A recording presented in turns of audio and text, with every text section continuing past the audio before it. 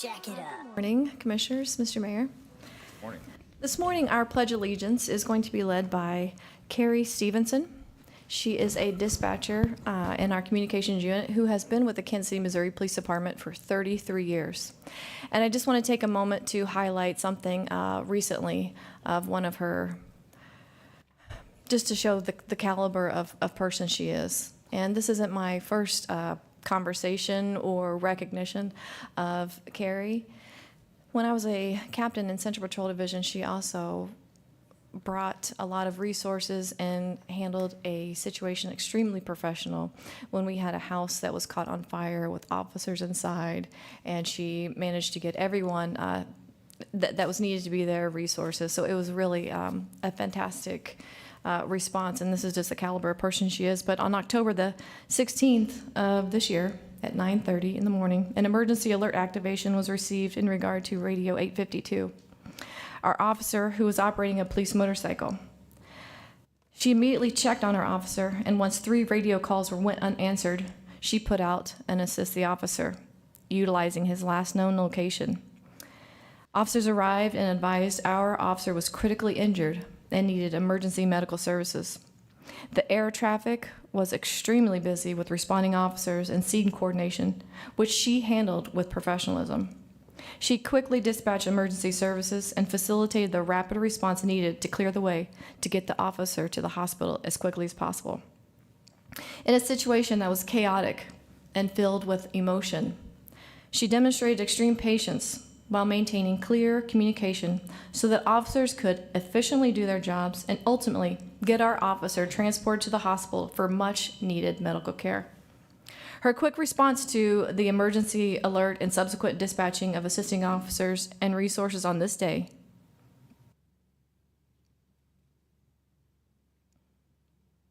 contributed to the life-saving efforts for our officer. Her continued and unwavering dedication to the men and women of this department does not go unnoticed. Her calm demeanor and her willingness to go above and beyond in the performance of her duties enables an unequivocal amount of trust to be placed in her by our officers each and every day. So I just wanted to recognize Carrie Stevenson. If we could have her come up, I would like to present her with a Chief's coin prior to the Pledge of Allegiance. Carrie, thank you so much for what you do.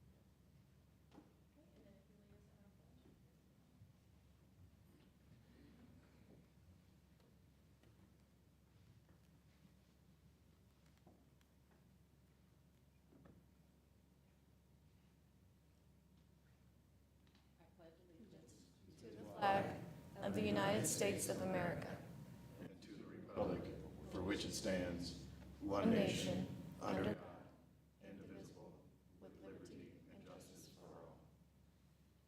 Thank you. Now, if you'll remain standing, our chaplain, Jeremy Eubanks, is going to do our invocation. Let's pray. Almighty God, we come to you this morning and we thank you for this city. We thank you for those who reside here. We pray for a blessing over them. Lord, we pray for those who serve and protect. God, we ask you to give your provision and your protection over our officers, the men and women who have served so well. Lord, we pray that you be with their families while they're away from them. Pray that they'll understand they're supported and feel your presence. God, I pray this morning that you give this board wisdom as they figure out the right steps and things to do for this department. We thank you for Chief Graves and her command staff, and we pray that you continue to lead them well. God, we just want to honor you in the things that we say and do. May you guide our decisions. We pray pray that in Jesus' name. Amen. Thank you. May be seated.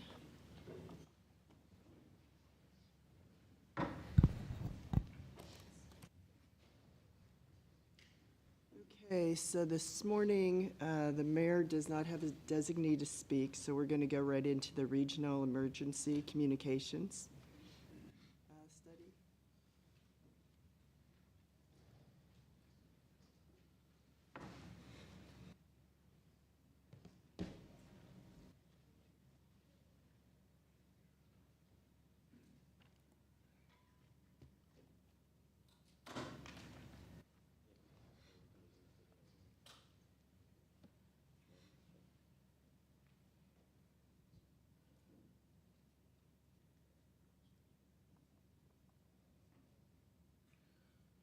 Morning, Commissioners, Mayor Lucas, Chief Graves, KCPD command staff, and other members and citizens of Kansas City. My name's Dean Hart. I'm the CEO and owner of Tusa Consulting. We're a local business out of Liberty, Missouri. Provide public safety services anywhere from Juneau, Alaska to Miami Beach. So we're across the nation, but I proudly reside in Kansas City. First and foremost, I come to you today as a citizen of Kansas City. I reside in the Northland. I bring to you over 37 years of 911 communications experience. The first 13 years of that experience was with this department. Proud to be able to say that. It's been about 24 years before I appeared before this board. It was on the 6th floor, so I'll date myself a little bit with it. But glad to be here. As I worked for the department, I managed the public safety radio system, which at that point brought together all of the agencies in the city. So we served the fire department, we served the city agencies, we served aviation, and obviously we served the police department. I bring this to your attention really because as a KCPD employee serving all city agencies, understand what it takes to do collaboration between this department and the city. So I think that's important. Today, I want to provide a response to the Regional Emergency Communications Strategic or Strategy Feasibility Study that was done on behalf of Jackson County.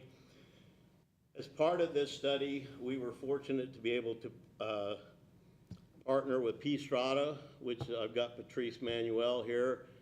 Patrice played a big part in building the MARS system in Kansas City, helping Motorola. She brings tremendous value and help with us in the city. We also partner with WSKF Architects out of North Kansas City, and we partnered with Windborn Consulting, which really helped us with the operational side of the 911. There's about a 162-page report with details on all these issues and recommendations.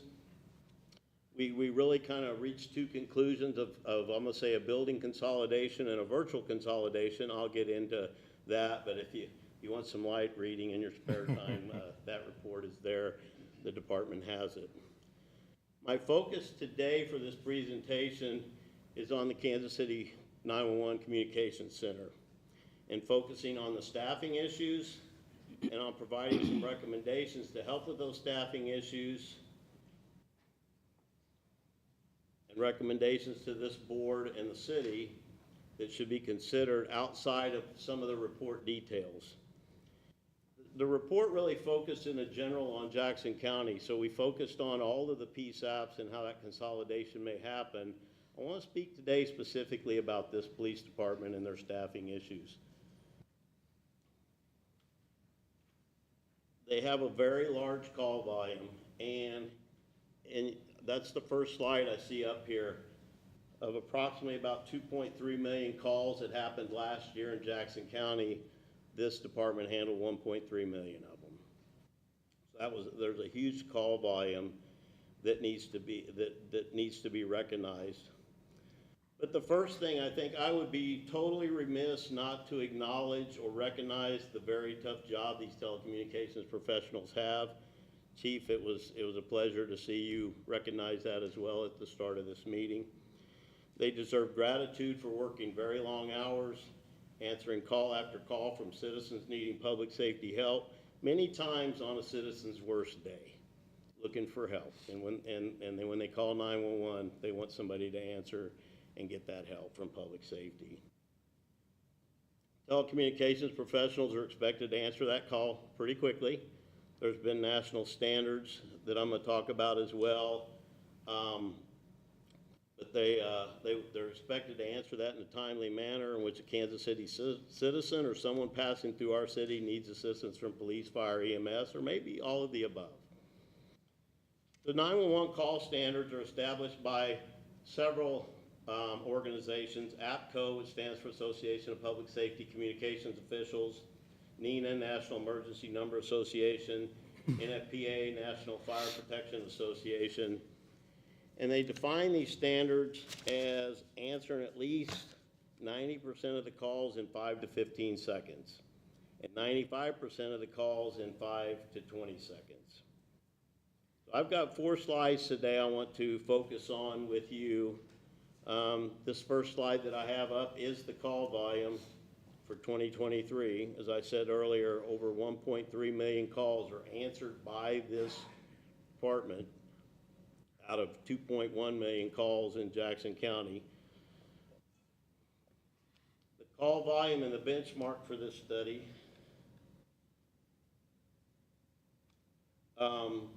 We show all the staffing here for all the agencies that we looked at, but at this time, at the time of the staffing in May, there was 23 call takers and 34 dispatchers, with a budget staffing of 47 and 48. Today, that staffing is at 32 call takers, so since May, they've upped that from 23 to 32, and dispatchers from 34 to 36. But with that staffing, they're still answering about 123 calls an hour. That's about 18 calls per call taker. And we really think that that number should be down around 10 calls, with an average call time of about 3 to 4 minutes. And so that gives them time to take a mental break in between these calls when they potentially had a bad call. And that helps to aid and assist with the health and welfare of the telecommunicator. Some notes for this: just the other Grandview, Jackson County, and Raytown are at staff. Independence and Lee Summit are about half staff, but even with half staff, they're answering their calls according to national standards, and I want to bring that up. That's important for them to be recognized in this effort as well. And Independence is still answering a lot of calls, but that call volume for Kansas City is really the focus of today. During this report, we used an industry-recognized tool for staffing called RETAINS. It stands for Responsive Efforts to Address Integral Needs in Staffing.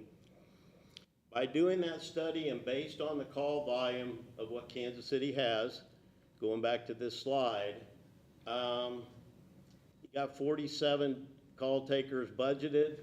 This study says you need 116. That's a huge number and a huge difference. But that's based on this call volume. So I'm going to talk a little bit more about that and ways to solve that through this presentation.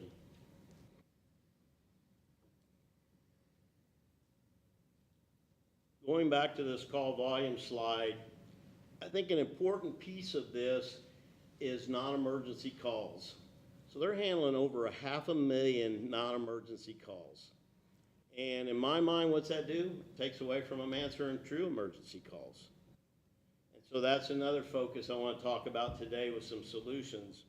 It should also be noted that another 250,000 outbound calls are also handled by the center. That could be returning 911 hangups, that could be administrative, it's a variety of other calls. That's worthy of digging into deeper to see what those calls are and see if there's different ways to remediate that as well. The average time by this report for 2023 was 39 seconds was the call time, and that's obviously well below the national standards.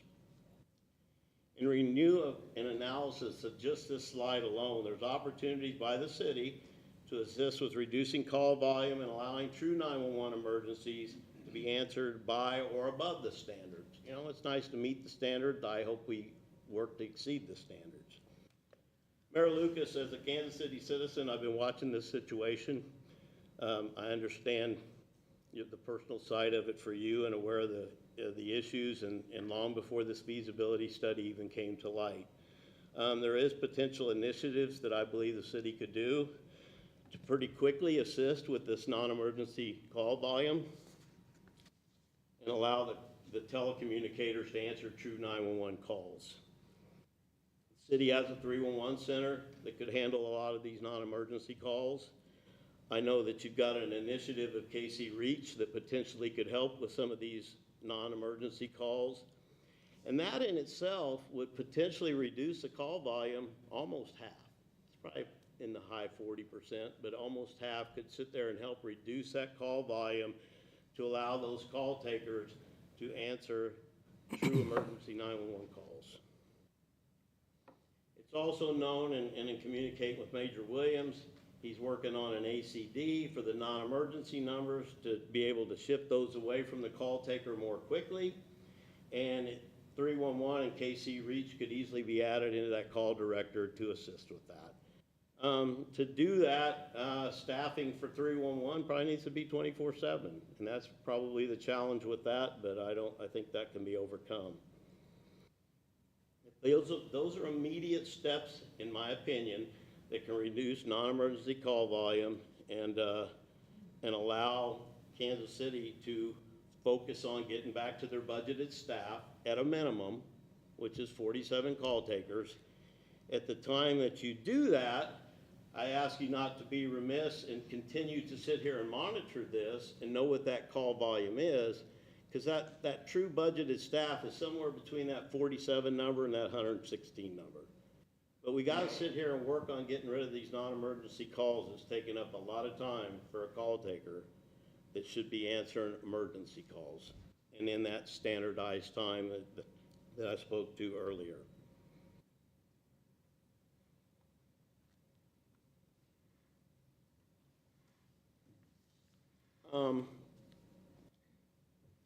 We had some action plans in this for some of these recommendations. One of the first ones was looking at Jackson County hiring a 911 coordinator to standardize things across all of the PSAPs in Jackson County.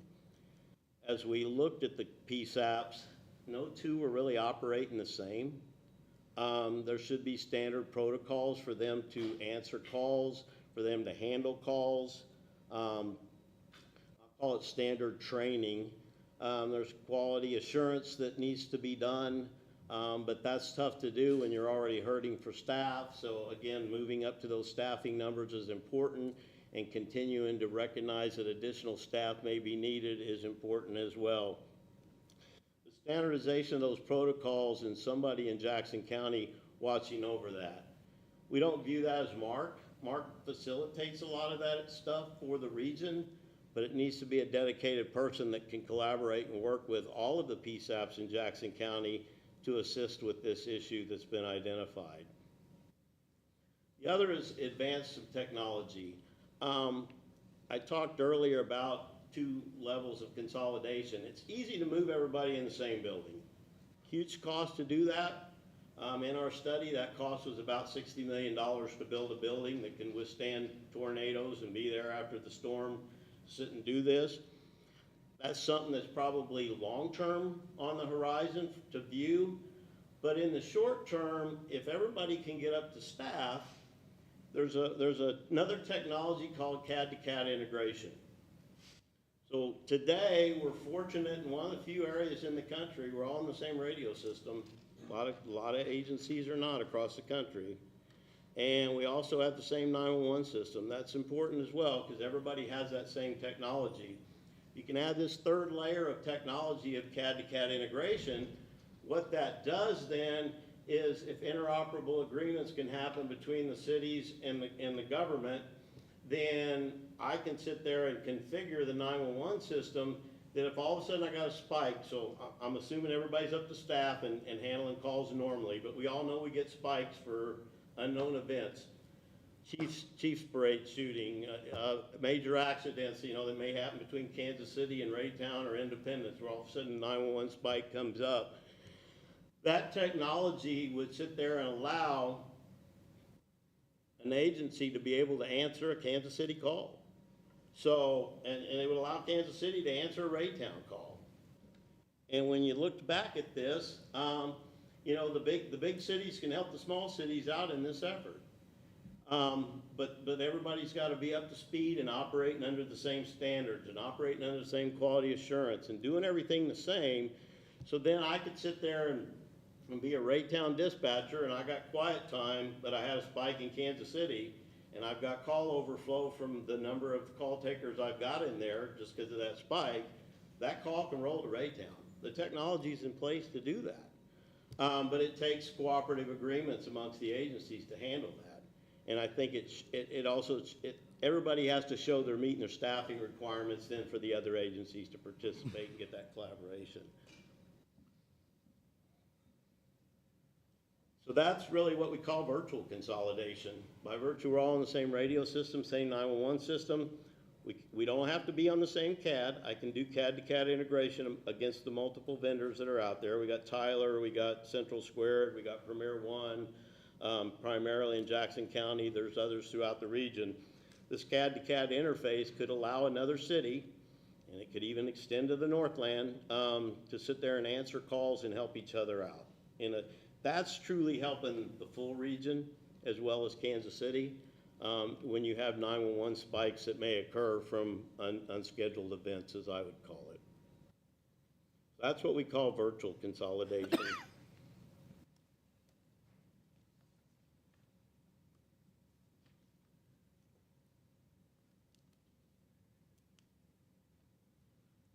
So I kind of reflect back on this slide that I've got up now.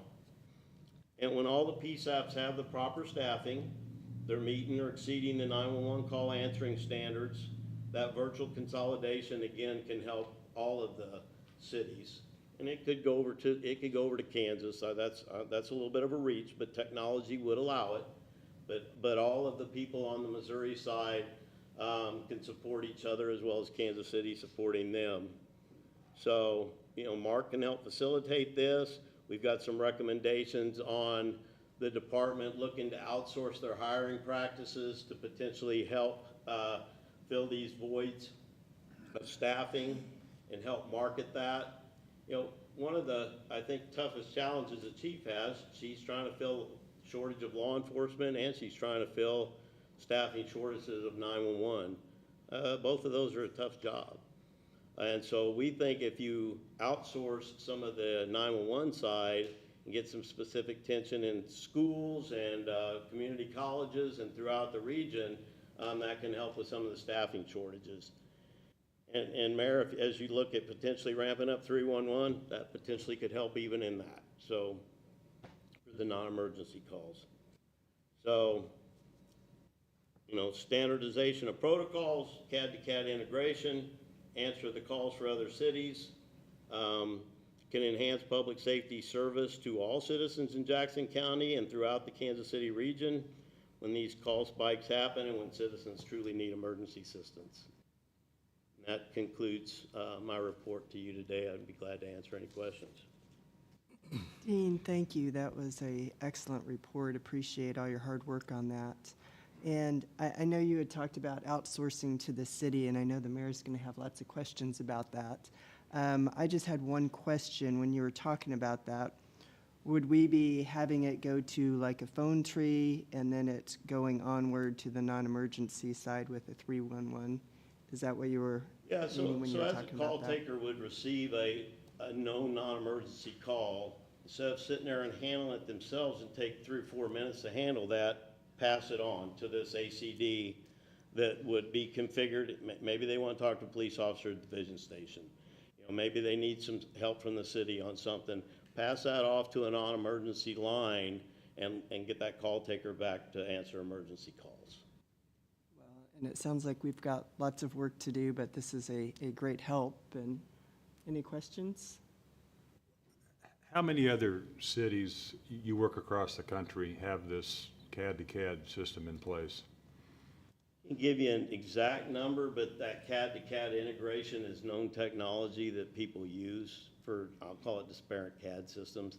But we're on the same radio system, we're on the same 911. If everybody could be on the same CAD, I would think there's a miracle happened in Kansas City, you know, but that CAD-to-CAD allows interfaces between the different CADs. It would allow you to put in a call that came from another city and then pass it back to their dispatch. So it's another piece of technology that's available and proven today to help with what we've identified here.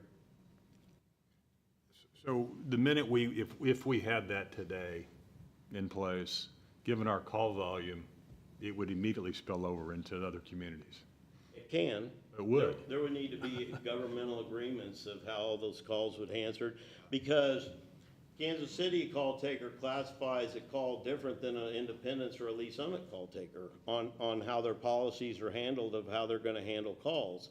So there would be some standardization in that CAD and protocols that need to be followed. So if an Independence gets a Kansas City call, they know how to classify it when it comes back to the dispatch side to send officers to help. Okay, thank you. Just a few questions, because I'm learning new things today. What is an ACD? Automatic call director. All right, so this would be a situation where the non-emergency call either still comes immediately to KCPD or to the 911 system, and we quickly have an ACD redirect. Kind of give me, how does that step work, or at least what you and Major Williams have discussed? Well, so if the call taker realized it was a non-emergency call, they'd just immediately transfer it to that call director that would sit there and say, do you need city services, hit 1, you know, do you need to talk to an officer, hit 2, you know, it's truly to lower that non-emergency number. Yes, sir. So it's not that far from what we've discussed before. However, caller comes in, caller says, cat's in a tree, I'm very concerned. And by the way, that's an emergency too. I don't want to anger anybody. But theoretically, something's, you know, not a life-threatening situation. Our call taker immediately then dispatches to, or directs that call to a different resource.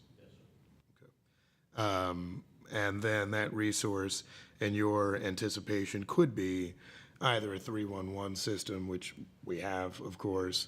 I know they're building out the KC Reach system, that kind of alternatives for, say, you see a guy in distress on the street, but he's not, let's say, in medical distress. They're just saying stuff. You want somebody to address that. And then you would build out those steps. So I think I understand that. Are there a lot of other major cities or a material amount that have done that sort of thing, i.e. a closer redirection of that 311 or alternative call system? No, they do not call handling for non-emergency. Mayor, I can't speak specifically to what some of them have done. Got it. I mean, but when I look at those numbers, I need to reduce that number and let true emergencies, and that allows that call taker to answer that call in an efficient manner and by the standards.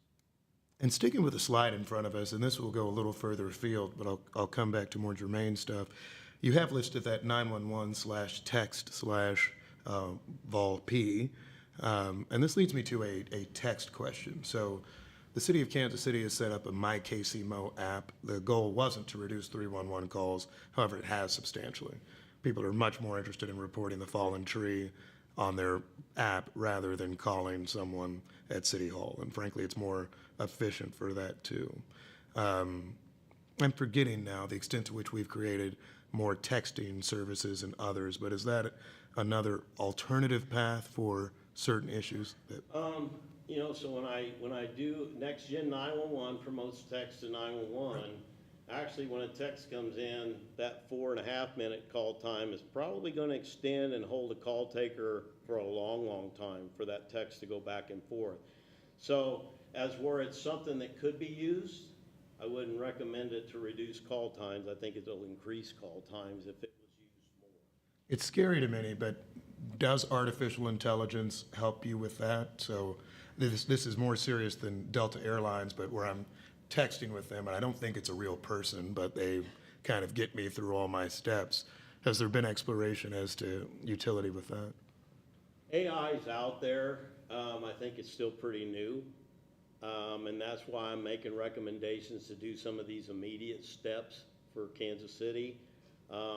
And long-term, is AI a possibility? Yes. I'd call it pretty well bleeding edge. There's a lot of things that are being worked through at this point. And along your lines, do you mind if I bring up Major Williams? Because I know he's been working with you too, to talk about some of the challenges that we've seen as far as what happens with the call takers answering it. Waiting all this time for you to. Thanks. And I have questions for Dean as well. Specifically what he was talking about, we've worked close together. It's a little bit different, Mayor, with regard, and he uses a different terminology, of the auto attendant, which is that's basically what we're trying to do with the non-emergency calls right now. Put an auto attendant on those calls and then try to filter some of that 311 to our units internally, where we see them a lot. So we're hoping that will assist. I think you used a different terminology. Yeah, but it's the auto auto attendant, attendant. ACD, they're kind of go hand in hand. And we have two systems here. We have the non-emergency and the 911. Why they mix for us, they don't touch each other, so they're completely separate. I can't use the auto attendant on the 911 that we have available currently. It has to be a different system. We're in talks now with upgrading our copper lines down at South Patrol to digital. When we go digital, then all these services then are available to us. So what we see is coming in on the non-emergency, all those would go to the auto attendant and then filter out. Hey, do you need police? We would route that over to the 911 system then, and it would remain in queue.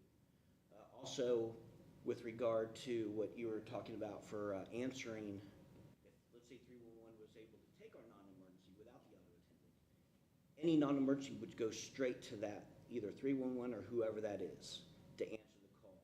We would not then take any of the calls 911. Now, if we got a call from 911 that was a non-emergency, we can then filter that back into the system. So the diversion is not at the call taker, the diversion's based on if you call non-emergency or 911. Does that answer those? So the 501,000 calls are actually what's going into 234 5111? Yes, yeah. Well, some of them are coming in via 911 as well, so yeah, the 511 could transfer over That's to not- 911. I'm sorry, that's not correct. On these numbers, the non-emergency calls are coming in on 5111. Okay, Only 911 calls if you subtract the incoming calls. So for right now, last year, we had just over 500,000 911 calls. We had just about 480,000, I believe, year-to-date. I'm sorry, my numbers it was totally prepared. Year-to-date, we're on track. We're within 1,000 911 calls. On the non-emergency year-to-date for this year, we've dropped just under 6%. So we're seeing a decrease in the non-emergency calls, but we're almost exactly where we were at from 911 last year. So this is where, and maybe we may not have all the clarity we'd want today, because I'll just say what I think I'm looking at are Kansas City, Missouri calls, not Jackson County calls. And the representation to me, as I'm seeing it, is that we have almost half the number of our incoming 911 calls are 5111 calls, which would surprise me, but because having been one of many in the city who's never called, I think I have called that number, but nonetheless, that's quite a bit of volume at 5111. What I might have thought was kind of what was suggested before, that our designation of non-emergency comes somewhere later in the process. However, the point's still taken. If we have 500,000 5111 calls or a lesser number, right now, we are using whom to answer the 5111 calls? 911 call takers. Now, we have shifted some of a very small, we're going to use some of our switchboard operators to assist with that, because they would answer only 5,000. So we have 2, 3, 4, 5,000, 2, 3, 4, 5111, which is the non-emergency, and 911. 5,000, we just get a handful of calls an hour maybe. So we're going to those two switchboard operators to help with all the 5111 calls. So we're doing little things, but in the grand scheme of things, 500,000 calls. So not to go too far, but in some ways, 911 and the non-emergency line are kind of the same right now? except 5111 is stacked behind 911. That's the only difference. 911 takes priority, so as long as they're 911 in queue, it will take priority over 5111. Yeah, understood. Can I ask another question just on the staffing slide that you had, and I may come back with more of these. So am I reading it correctly that there are about 57 call takers plus dispatchers in Kansas City, and our next biggest Jackson County jurisdiction is, I guess at current staffing, is 15? Is that reading them? Independence is running about half staff right now as well, Mayor, as is Lee Summit. So the bigger municipalities are struggling with that. But Kansas City's is about half staff as well. Okay. But we have added, where it says 23 call takers, that's what our numbers were in May, but now we're up to 32. And we have 36 dispatchers, is that correct? Yeah, and that's. Yeah, so we have made some gains. So at half staffing, the question would then be, where is an Independence compared to us on call response or at least Summit, just for our, All the other agencies are meeting the standards, Mayor. So there's one of these for every PSAP. So there's one for Grandview, there's one for Raytown, Independence, Lee Summit, Jackson County. They all meet their call times. so this is probably my most analytical question for you, and we haven't hired you to consult on this, but if I was sitting up as, other than the fact that they love us, but if I'm sitting as the mayor of Independence or Lee Summit or Raytown, and you say, we would like you to share more calls with us, and Independence may say, we've got it figured out somehow, and we don't necessarily want more volume, recognizing there are potential large-scale emergencies there, although those communities don't have the same venues and activities. What's the argument we should make other than they're good partners of ours and good people? My argument, looking at their minimum on duty, and if Kansas City gets up to speed, is you can help them as much as they may be able to help you. I mean, that would be my argument to them. I like your analytical question because most of them expressed that when we were out there doing our work on this. Thank you. I think what I was going to add is it all comes back to those staffing numbers. There are some of those things that we can make and improvements with our non-emergency calls for service and some of the other things that we've done, but it always comes back to having the numbers of people in there actually physically answering the calls and dispatching. And this, Question for I'm sorry. Dean. So question, Dean, I want to understand, you laid out a pretty good plan. I think one was a dedicated individual, you said Jackson County individual, to kind of wake up every morning thinking about this. But you laid out a Jackson County scheme. Is there a way in which this could be a process by which one of these other jurisdictions could enter into a coordination agreement with KCPD? Does it have to be Jackson County, or could it be sort of a step-by-step? Hypothetically, you get Grandview, okay, or Lee Summit to buy into this contract, right? Could it be one at a time versus sort of this bigger all or nothing? How do you foresee that? Well, absolutely, and our focus was on Jackson County because that's where the study came from. It could be Clay County Sheriff, that could be Gladstone, that could be North Kansas City, it could be Platte County Sheriff. I mean, it could be Cass County.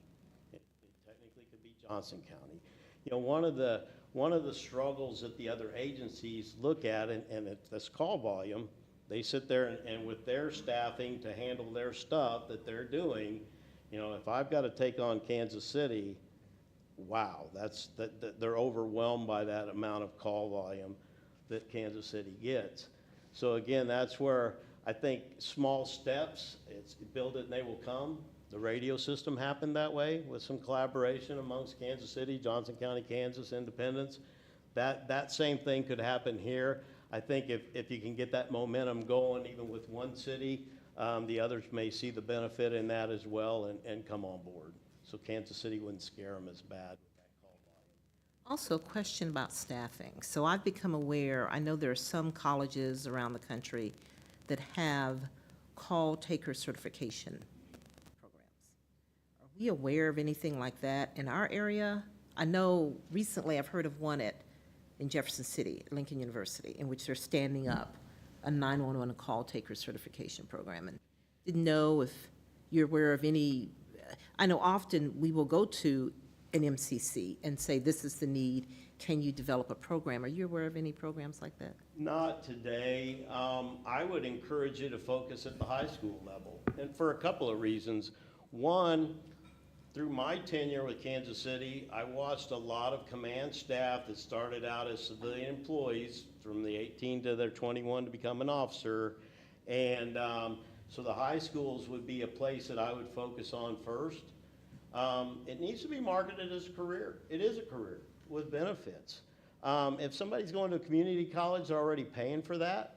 Part of the marketing that this department should be doing, here's a career at 18 years old that can bring you can stay as a civilian and work in other things in the department. You can move on to be a police officer. Those are great marketing ploys that I just don't see this department do, so. Derek, I'll take Commissioner. that. Actually, Derek, let me take that for just a second, just because I got a little bit more to add on to that. We are actually in the high schools. In fact, I know Deputy Chief Ortiz is going to mention a couple of the high schools that we're going to be in. We were just at Penn Valley Community College on two separate occasions, 2 weeks in a row. We are working with Mayor Pro Tem in having a formal process with metropolitan community colleges. It's still in the works. Obviously, there's a lot of technicality when it comes to the CAD system. They've done their research to get the actual CAD system to have on campus to try to create a pipeline for Kansas City, for KCPD, for call takers, that they would come in there to get that certification like you mentioned, Commissioner, and then come into KCPD to be a call taker dispatcher. I mean, there's also some other incentives that were discussed in a meeting. We've met with them twice, and we are still building on that potential partnership. But we are in the high schools, and we've recognized that too, because we can bring someone on at 18. Who better than someone who is a Kansas City kid or lives in the Kansas City region to start a career to serve with a purpose here in Kansas City with KCPD?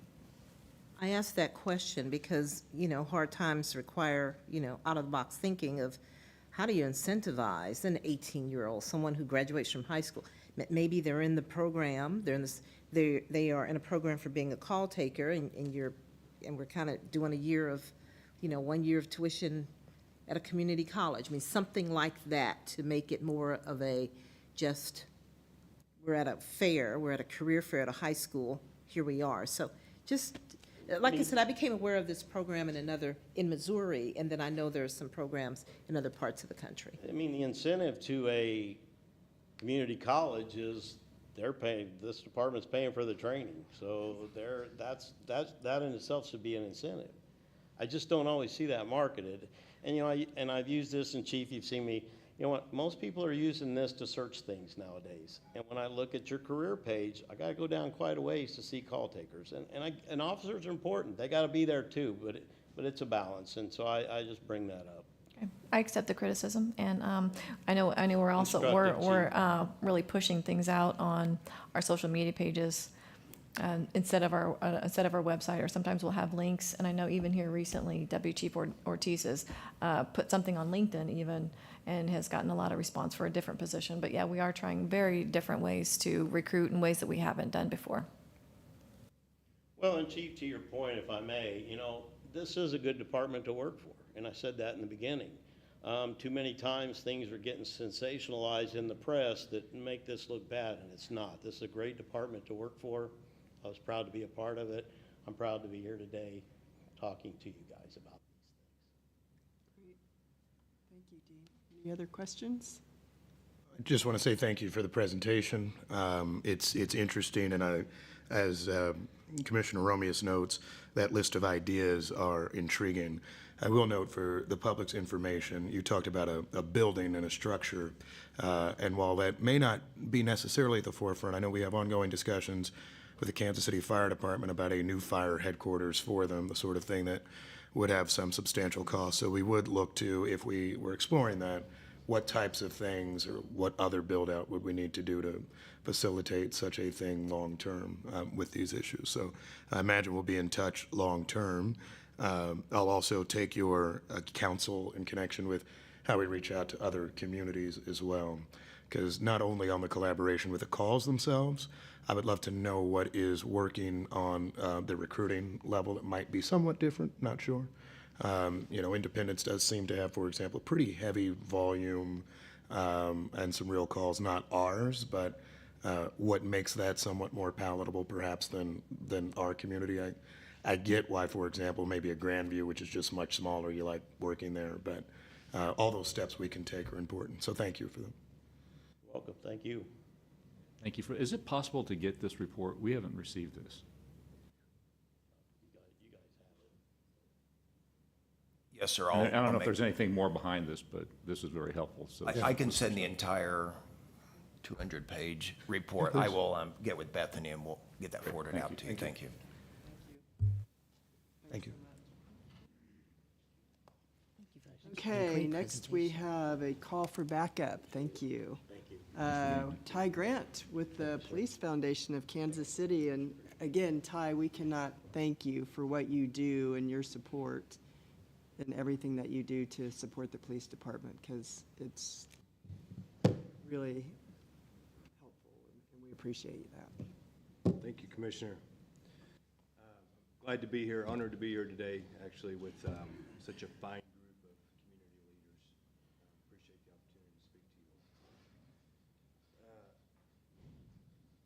Also, very nice job to Ms. Stevens, as well as you, Chief, for recognizing her. That's great. So, as you said, I'm with the Police Foundation of Kansas City, and I am assisted by Beth Phelps, who is incredible, does an outstanding job to handle daily operations of the department or the foundation.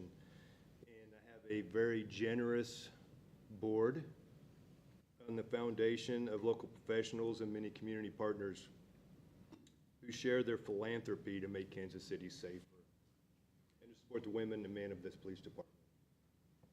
You guys do a great job for our community. So, beginning with the Call for Backup 2024, we began working with Chief Graves and her fine team of leaders to fund her crime plan. And our focus was to add efficiencies to the community-wide model of focused deterrence. And how could we do that? How could we assist to decrease the time frame of interruptions and a sometimes continual circle of violence? And how can we help others in the community address it from a prevention, intervention, and accountability perspective? In collaboration with the chief, what we focused on last year was adding non-sworn members to the department in the form of investigative analysts who I would describe as subject matter experts in the field of data analysis and doing it from an IT perspective as well. So we provided them more equipment, up-to-date equipment, better equipment, as well as adding 4 new analysts to the department over a 2-year time frame. We had an incredible partner within the community that assisted us with that, supplementing the funds for that project, as well as funds we raised last year at the Call for Backup. I'd like to applaud the mayor for his efforts. He was a partner in that as well through the city. And it's my understanding, I just spoke to some members of Deputy Chief Niebuyer's team last week about some of the investigations the analysts have assisted on, and it's my understanding that they found a lot of success already with the implementation of the analysts being embedded within the investigative squads and taking a time frame in the investigations down to what may be only hours now of identifying suspects or subjects of interest, which, through a focused deterrence model, obviously that time frame, that efficiency is very important for interrupting that cycle of violence. So I believe the KPIs that we identified, we're already seeing progress on those, and we'll be able to show a really good return on that investment in the very near future. Another program or initiative that we've been working with the department on is called Paragen, and it's a software package that will include or provide some huge efficiencies to KCPD, I believe. And not just KCPD, but their work with the many partners within the community through focused deterrence to identify who they can assist in a more efficient manner, much quicker, because the program itself provides the data analysis necessary to identify these people that we can use. Prevention, intervention, and accountability if necessary pieces too. So it's not just an investigative tool by any means, but it's a department-wide tool, and excited to get that started. We began working on that late last spring and to work on funding for that, and we are very close to being able to turn that on in the very near future. Again, the mayor has been a big partner in that, Mayor Pro Tem, Councilman Willett, Councilman Curls, and I want to say Councilman Boo, and getting in front of her committee very quickly. And the city passed an ordinance last week to provide $300,000 to the foundation in support of that project. So appreciate the city's assistance on that. The Paragen software itself is in other large municipalities across the nation, and they have found success. I know there's some different departments that, while they can't say directly because of the implementation of Paragen, this has occurred, but since they did it, they've seen some, or implemented it, they have had some outstanding success at crime reduction efforts in the 20-30% range, homicides and aggravated assaults. So we hope we find some of that same success here in Kansas City. Additionally, in the last year, we have continued to work on ARPA funding for the department. I think we were very lucky to have some partners within the state to provide some of those taxpayer dollars to the police department through the Police Foundation, and those have been put to good use. We approach that, as you guys know, from a little different model than we usually do with philanthropic funds. So what are your biggest needs right now that are kind of paying the bill type projects? And all of those $4,000 have been obligated as of to date. And then this year we received another $1 million through the state. Similar to the ARPA funds, a little different, but I think you guys are going to hear about that in the near future on where we're talking about obligating those funds.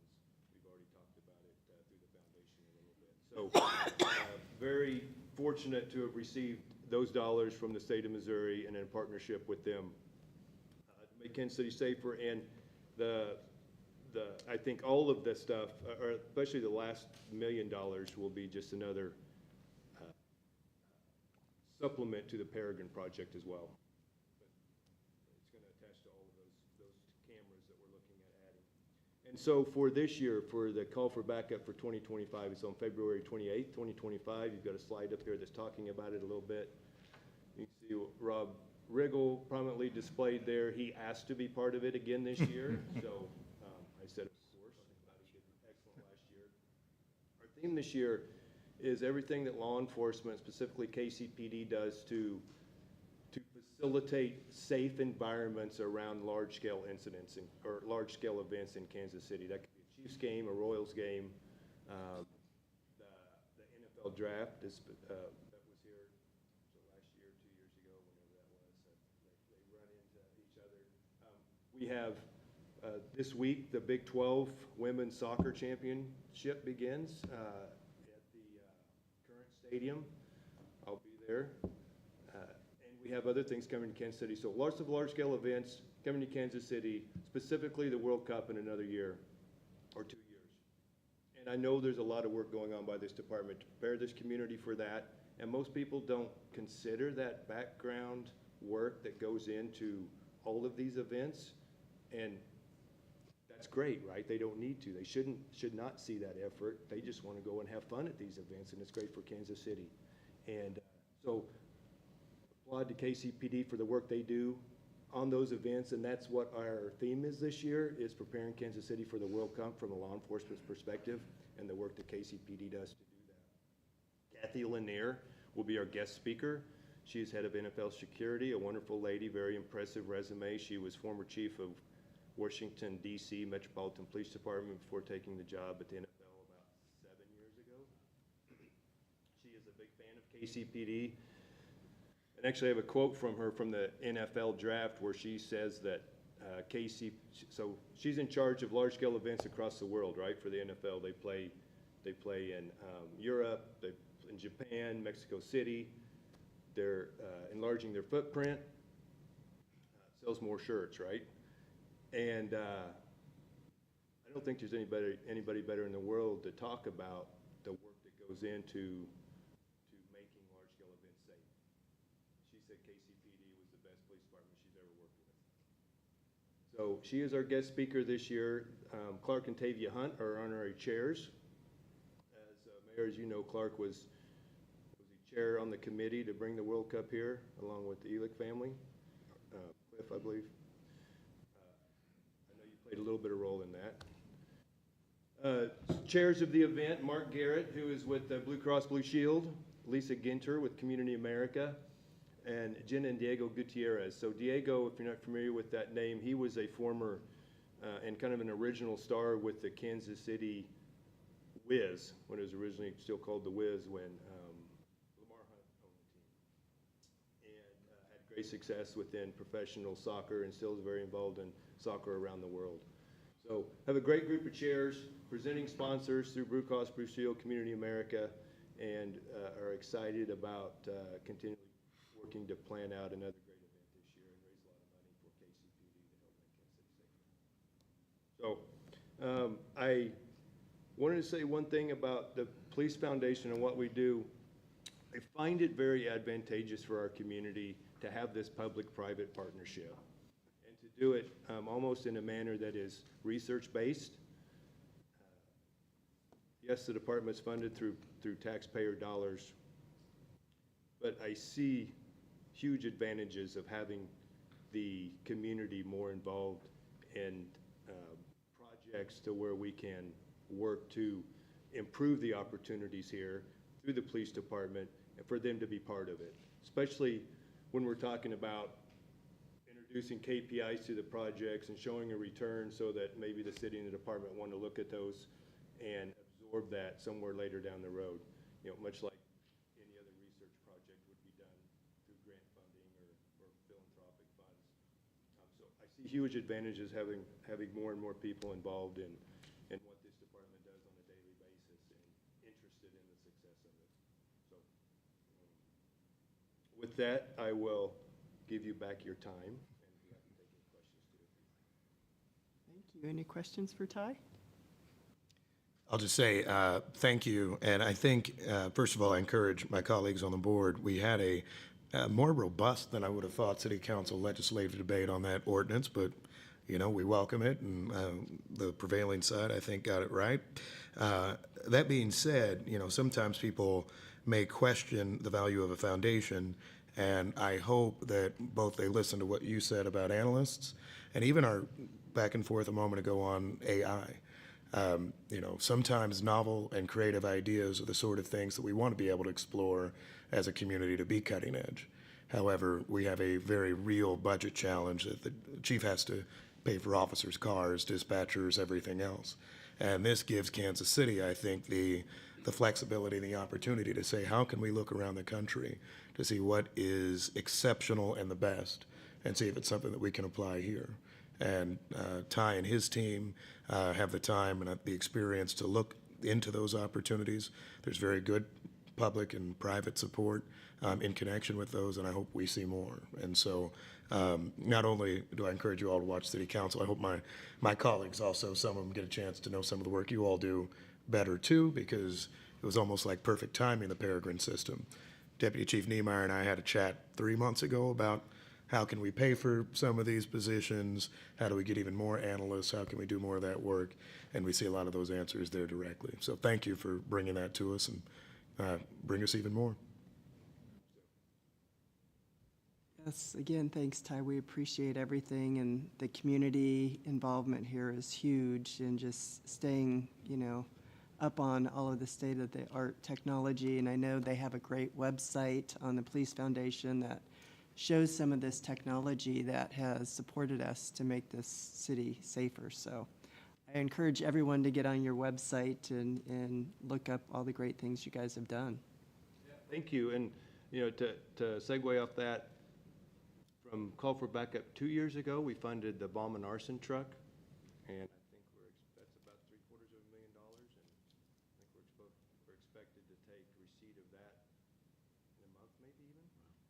So, again, another, along with command post bus, 2 other large items that we funded to assist Kansas City to be more prepared for call for backup, for World Cup. Great, well, thank you.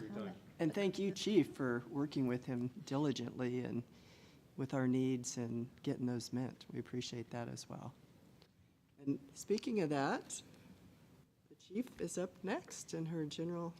Yes, I will try to make this quick. I just want to say it's important for me to report to the board all the efforts that our department is doing regarding staffing the communications unit responsible for answering 911 calls.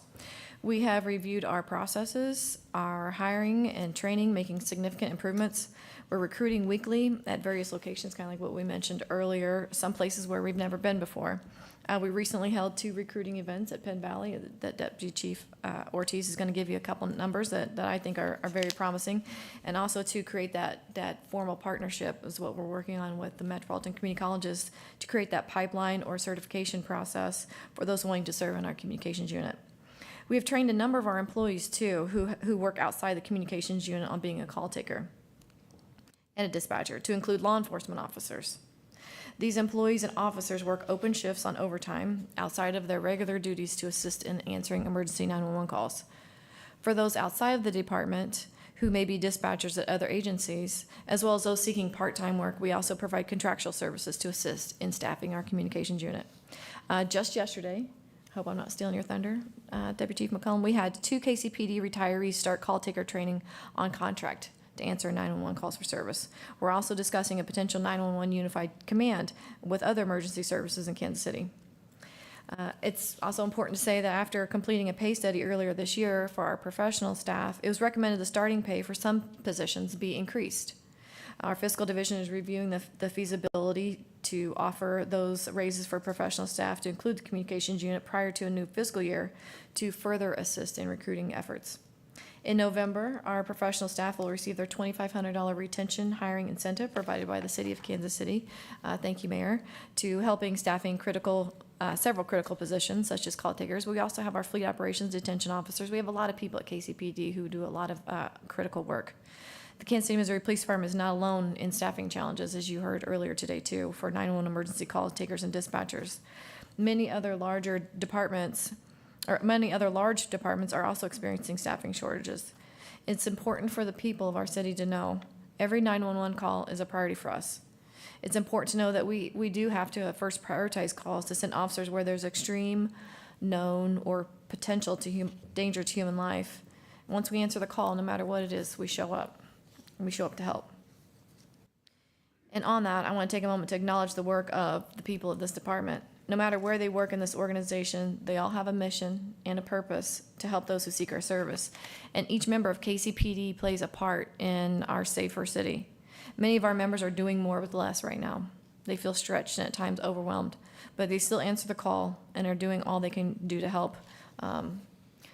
Looking to my right, I know there's a lot of officers and detectives and professional staff working extra shifts in patrol and investigations as well. Working in different capacities even. Working cases in the middle of the night.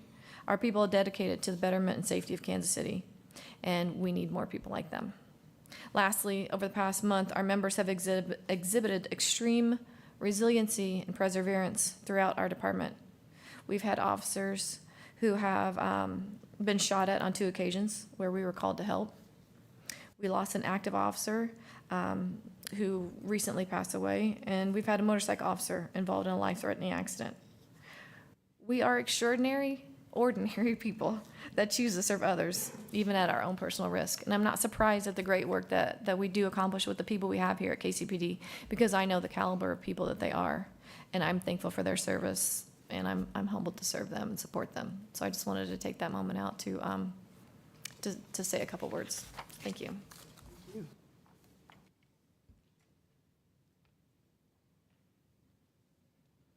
Okay, Investigation Bureau, Deputy Chief Niemeyer. Good morning. Morning. Items are under tab A. do have a presentation you can just follow along with.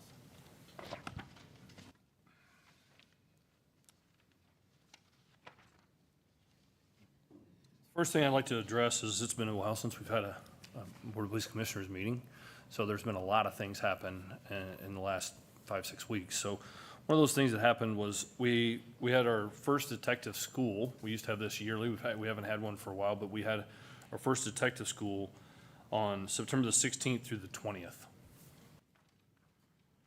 We had 102 attendees. I went up to that class. We had every chair filled.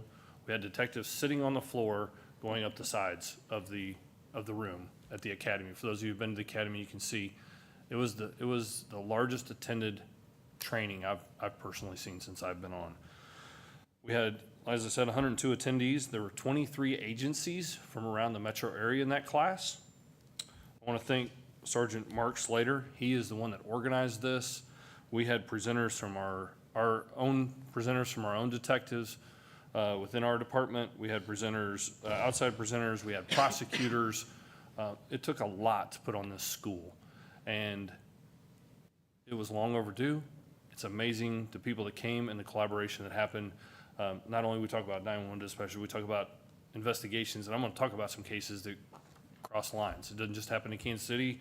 It's all of our regional departments.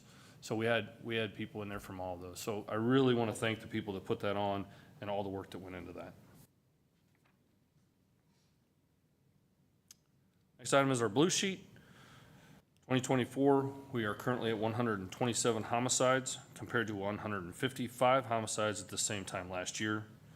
We have cleared 67 of those homicides and 20 homicides from previous years for a total of 87 cases, which is a 69% clearance rate for 2024. In September, we had 13 homicides. Of those homicides, 9 of the 13 cases have identified suspects in them. We have cleared 3 of those by arrest. 6 have been solved but not cleared, and 4 are open and under investigation. And to break those down by division, Center Zone had 3 homicides, Metro had 4, East Patrol had 4, North Patrol had 0, South Patrol had 1, and Shoal Creek Patrol Division had 1. Our non-fatal shooting comparison report is from January the 1st to October the 24th, which was last week. We had 503 non-fatal shootings at that time, compared to 430 victims during the same time period last year, which is an increase of 17% over last year. In September 2024, we had 61 non-fatal shooting victims compared to 41 in the same month last year, which is a 49% increase for the month of September.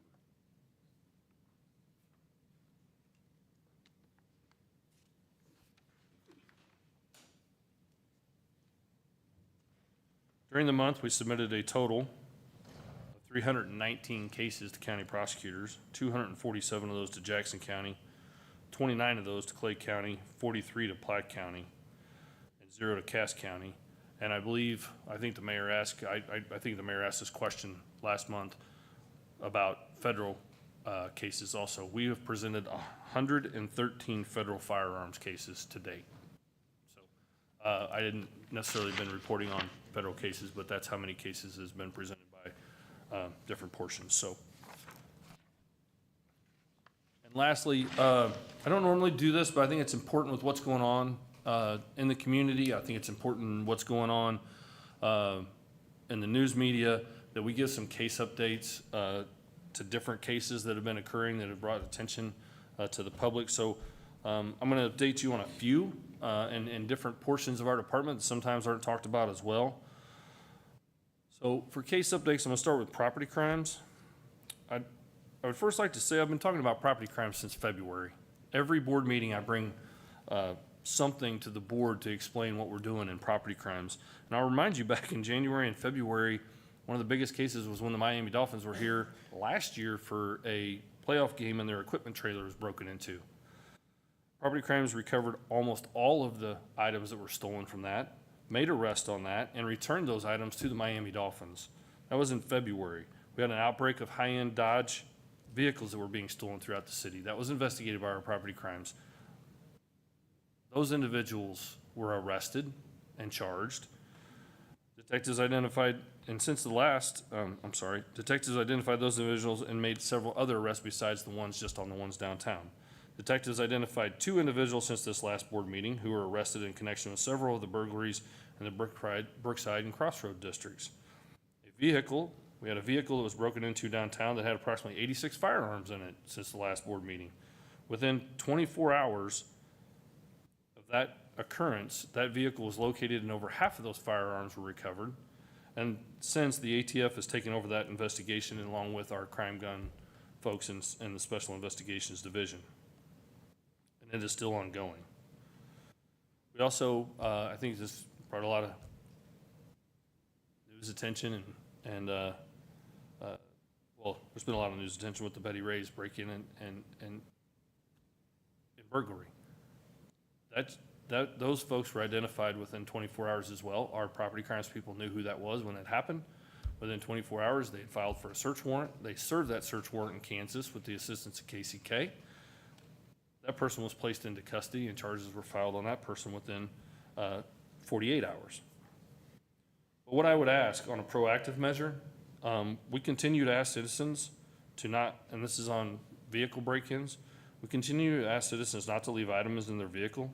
This is the #1 reason cars are broken into is because of line-of-sight items in the car. Please lock your personal items in your trunk, take them completely out of your car. I was just at the Crime Commission luncheon this past week and sat next to a gentleman who said his car had been broken in the day before. I asked a couple of questions, and he said, I just placed my item in the passenger seat. I ran in real quick for a lunch. I came back, my bag and my computer were gone.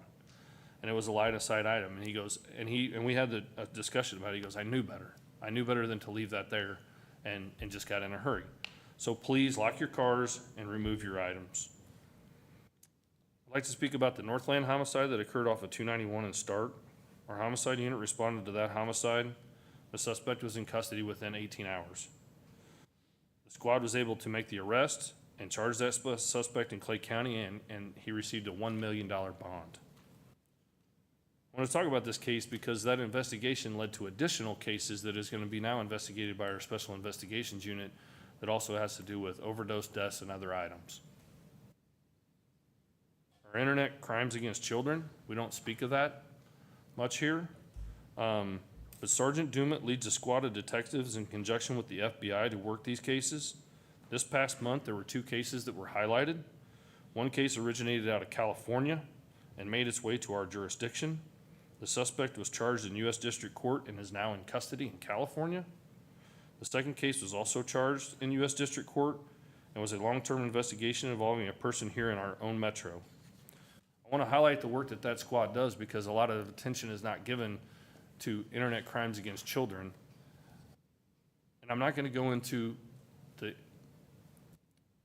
case itself a lot, just out of respect for our victims in those cases. The robbery unit identified a suspect that was involved in 15 robberies and was looking for this individual when he committed his 16th robbery and a vehicle pursuit occurred. Officers were able to apprehend that suspect with guns and money in the car from the robbery. He was charged and is currently in custody in Johnson County, Kansas for robberies he committed there in their jurisdiction. This suspect had committed robberies in not only Kansas City, but Raytown, Mission, and other places. This is one of the cases that is highlighted in your notable events of the board book, as is this last case that I will talk about from the assault squad. Officers responded on a shooting on the east side where they located a victim, a Z-Trip driver, suffering from a gunshot wound. The detectives were able to identify the suspect through surveillance video and our crime analyst that played a major role in identifying him. And I'll pause for a minute before I finish. I did not know that Ty was going to be here and talk about the crime analyst, but each and every one of those cases that I just talked about involved a crime analyst that we now have embedded with different parts of our investigations unit. So thank you very much to the Police Foundation. Thank you very much to our crime analyst and our detectives. As you can see, I spoke about this, and I kind of build on it as the year goes along. These cases are being solved much quicker. Every one of these cases I'm talking about now is 24, 48, 72 hours, somebody's in custody. That's what the assistance of these crime analysts and their cooperation that we have and between the detectives and their analytics. He was identified and then arrested within 2 days. The suspect was charged and given no bond in this case in Jackson County. I talk about this case for a few reasons. In my 29 years on this job, this is one of the most difficult videos that I ever had to watch, and I've seen a lot. A 62-year-old victim was violently shot for absolutely no reason. I want to thank the detectives who worked this case and made a quick arrest. These are difficult cases to work, but our Assault Squad has done an amazing job, and I am thankful to say that our victim is alive today. So these are just a few cases detectives within the Investigations Bureau has been able to conclude and present to prosecutors. Some cases, as mentioned, are ongoing. Detectives continue to investigate numerous cases with the ultimate goal of bringing the suspect to justice and some form of closure for all our victims. And I want everyone to know, if you have been a victim, we continue to work your case to this day. We are continuing to do that. In conclusion, I want to thank the board for attending our shoot reviews. I believe this gives this board an opportunity to see what officers, detectives, Special Investigations Division, federal partners, local partners, and many others go through every single week working these cases. It is noted by our employees that you are there and you show up too. Thank you. With that concludes my report, and I'm happy to answer any questions you might have of me. Deputy Chief Niemeyers, thank you for doing this great job and this information. I did have a question on the 49% of non-fatal shootings. What percentage of that, or I would like to know, do you think is done by juveniles? Of the 40, you said 49? The non-fatal shootings, the 49% that were up. Oh, we're up 17%. Okay, Overall, we're up 17%. This month compared to last year, we're up. right. This month. 49. So of that, I would have to analyze all 60 cases to tell you what portion that is. I will say this, we've had an increase in juvenile crime. I think we all know that. The positive that's come out of this is at our shoot review, we have several from our juvenile prosecutors coming from juvenile court. We attend juvenile court. There's been a better collaboration probably in the last 3 months. I know the chief's become involved significantly with that as well, as have I, as have Major Kobanaw. So to answer your question, I don't know the exact number of juveniles that is involved, but we have a group of juveniles that we have concentrated on that is starting to make a difference in how many juveniles are committing crimes. I will say that, because it's just like, with juvenile crime, it's just like adult crime. There's a small portion, right? It's that 10% that's committing stealing cars, that's involved in the shootings. It continues with that small group, causes that number to go up. If that answers your question without giving you an exact number. Yeah, and maybe in the future, we can separate that out, because Sure. I think that would be something that would be very useful to kind of track that as well and make sure we continue to make that progress. Any other questions? Two very brief areas of concern, one over which you might not have control, but one in an area that I have great interest in. City Council, I think, over the years has worked hard to pass ordinances relating to certain gun possession and other offenses for the possession of firearms for minors. It is my view that the department has done its job in presenting those to our juvenile court officers, I put plural. For any number of reasons, sometimes we don't ultimately see action taken. I don't know who is the proper party to be a litigant in ensuring that we see further action taken. I would ask probably the Office of General Counsel for us, or anyone with the ability to look into it, to see how we can try to get more of those charges filed in more situations, not because we're mean people, but because if you're a 16 or 17-year-old involved, or younger, unfortunately, involved in serious gunplay, there is an ordinance to address that criminal activity, and I think our officers have brought them in a number of situations. I've been disappointed to learn that through different judicial machinations, we have not necessarily seen those go on to charges thereafter. But I guess I'll say I appreciate the work you've done in that regard. On auto thefts, I think we have above 9,000 so far this year in the city, but up charges in the low several hundreds. Is that, and maybe 275, I think, have been referred to prosecutors. Is that a just function of the difficulty of actually investigating each, or do you think, is there a challenge on the prosecution side of the amount of evidence needed on charges? Could you just speak to that briefly with that seemingly kind of wide disparity on auto thefts versus what we're seeing ultimately in charges filed? So I'll take that in two portions. One is the charging side. That's not, as you well know, that's not up to us. We can present it. The challenge is for the prosecutor's office is they get to make the decision on whether they prosecute or they do not prosecute something. You know, sometimes there's always a difference of opinion on property crimes and other things. I will say that in the last month, even in the last month, Mayor, there's been meetings with Major Kobenall, just the IBO staff, but Major Kobenall, I keep referring to him because he's the liaison with the prosecutor's office. We have made strides in the property crimes area of numbers, because a lot of numbers are thrown out there of, we have this many cases, and this many cases were prosecuted, this many cases were not prosecuted, and there's a differencing of opinion on whether that is. And I'll give you the example of a declination. If I'm a detective and I call you and you're the prosecutor, and I say, this is what I have, and you say, that's not gonna be enough, that could be a declination on my behalf, right? Like I'm not able to file it. Well, I didn't present you the entire formal case, get a sheet back that says that it was a declination. We do that in all crimes, not just property crimes. We do that in robberies. Hey, this is where we're at. This is how much evidence we have at this point. This is where we're still going, things of that nature. So we could have difference in numbers and what's prosecuted, what's not prosecuted, what's given a declination, what is not. So we can arrest somebody in a stolen auto, which we do several times. That's not necessarily prosecuted as a stolen auto. That could be prosecuted as a possession of stolen property.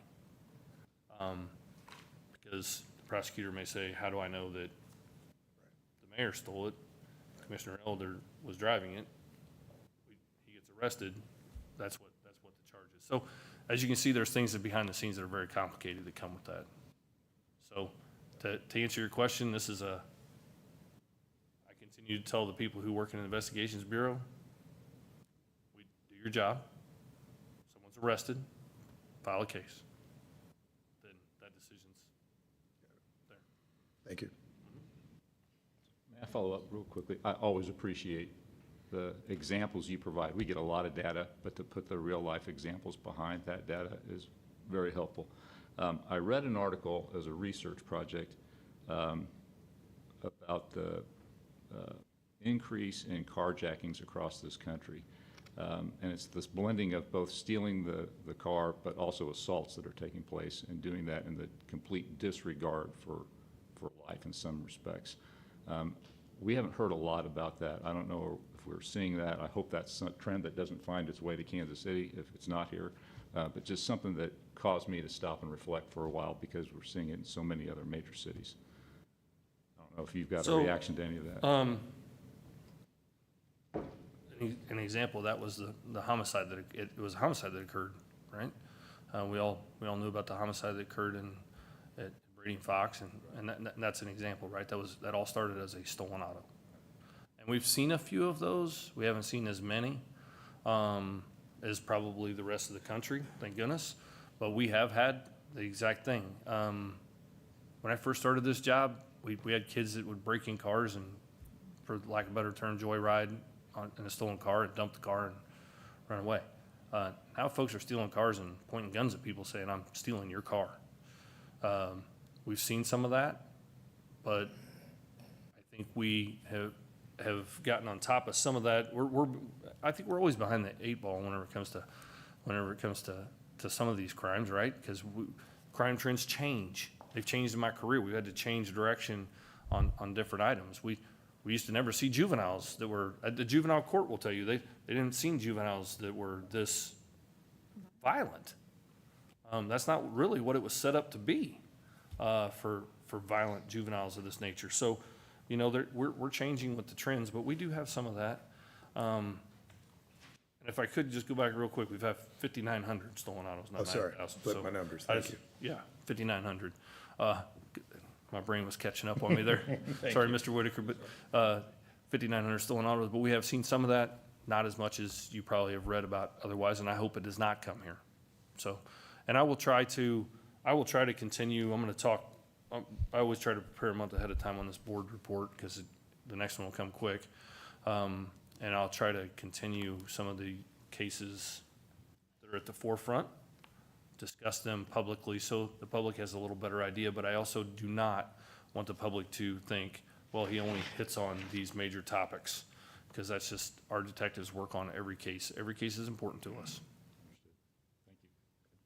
Question, and that ties into my question. First of all, thank you for the case updates. I think we need to do that periodically. How do we communicate to the public beyond the media? I think that's for everyone up here. I think the chief goes out and talks to a lot of people, a lot more people than probably any of us. She goes out and speaks to lots of community groups. She's in a lot of places. We also, our media office does. One of the cases I discussed on the Betty Ray's burglary, our media, we sent one of our media folks with our detectives to serve the search warrant. I think they tweeted it out or put it on social media and to let people know, hey, we're in the process of doing this now. I mean, everyone lives, I think whoever said earlier, everyone lives on his phone. Oh, did you see KCPD just served a search warrant 2 minutes ago on this case?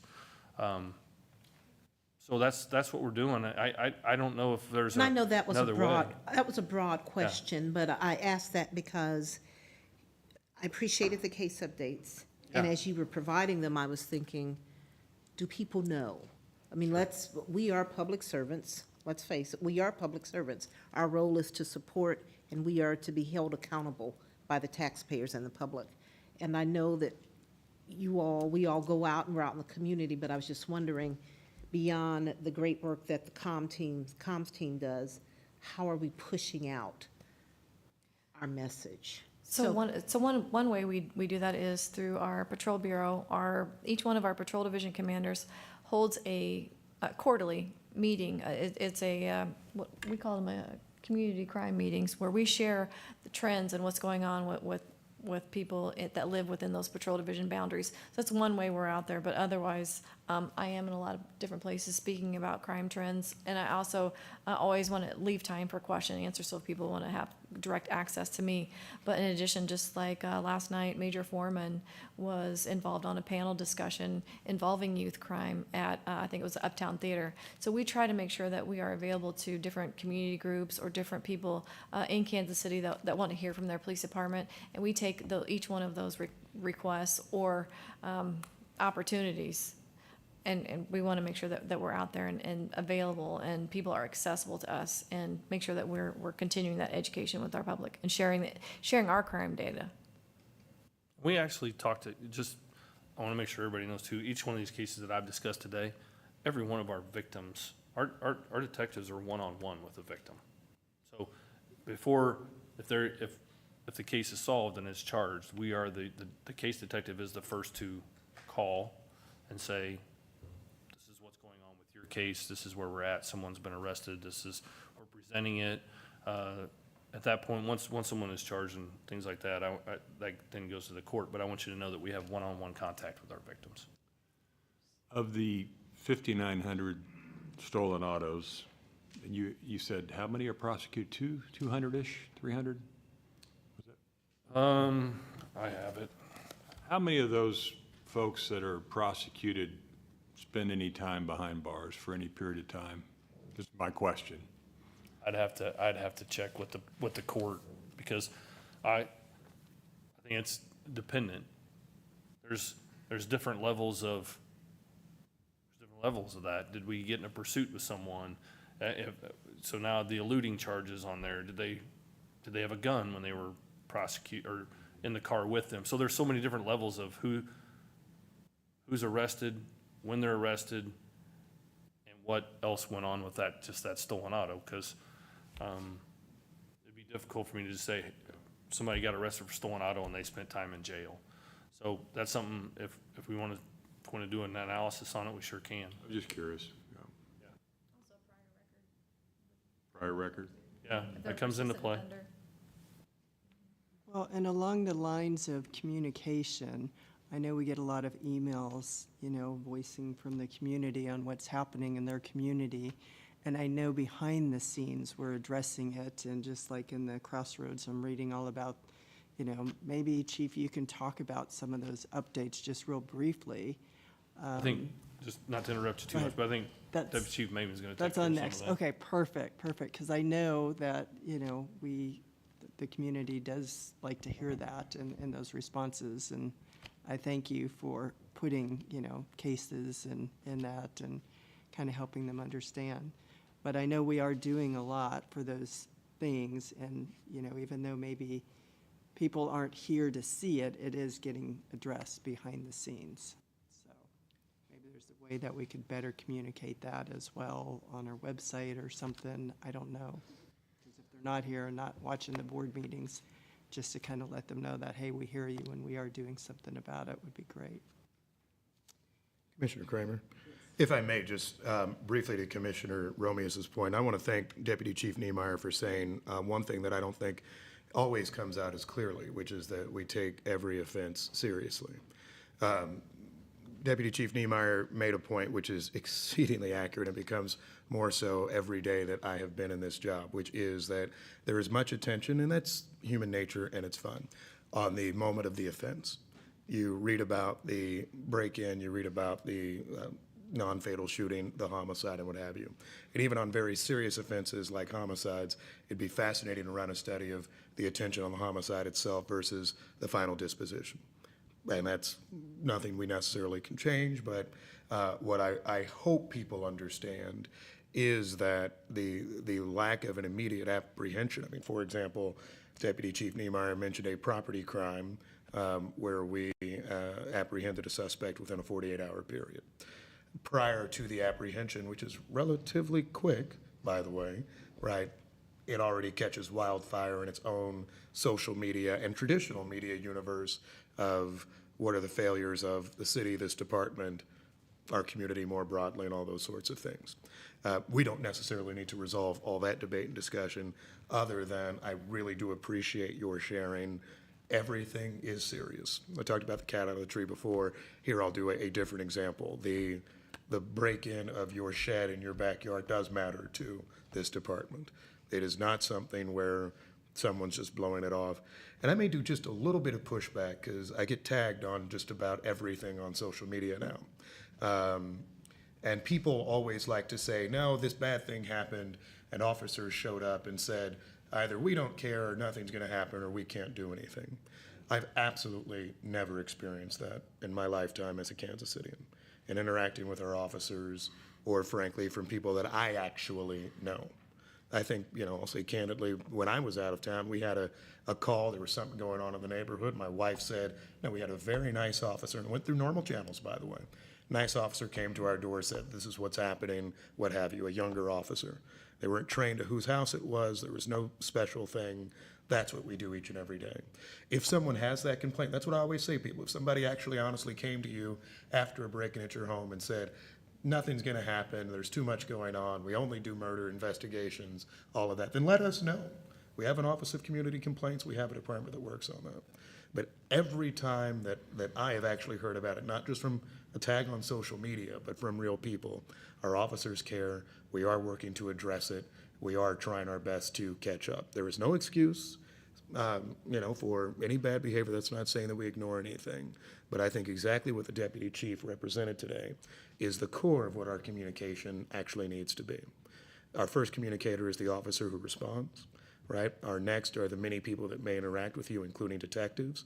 And I think that they have done a very strong job in individual situations of saying that. No one ever goes back to update the Instagram post, and again, that's fine, that's life.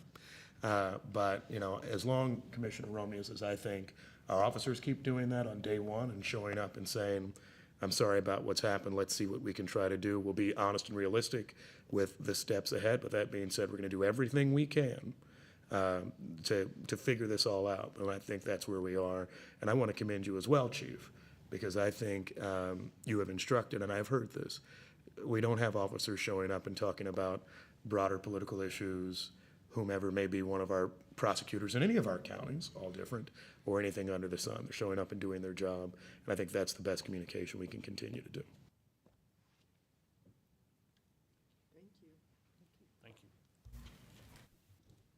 you. Okay, Patrol Bureau, Deputy Chief Joseph Maven. Good morning.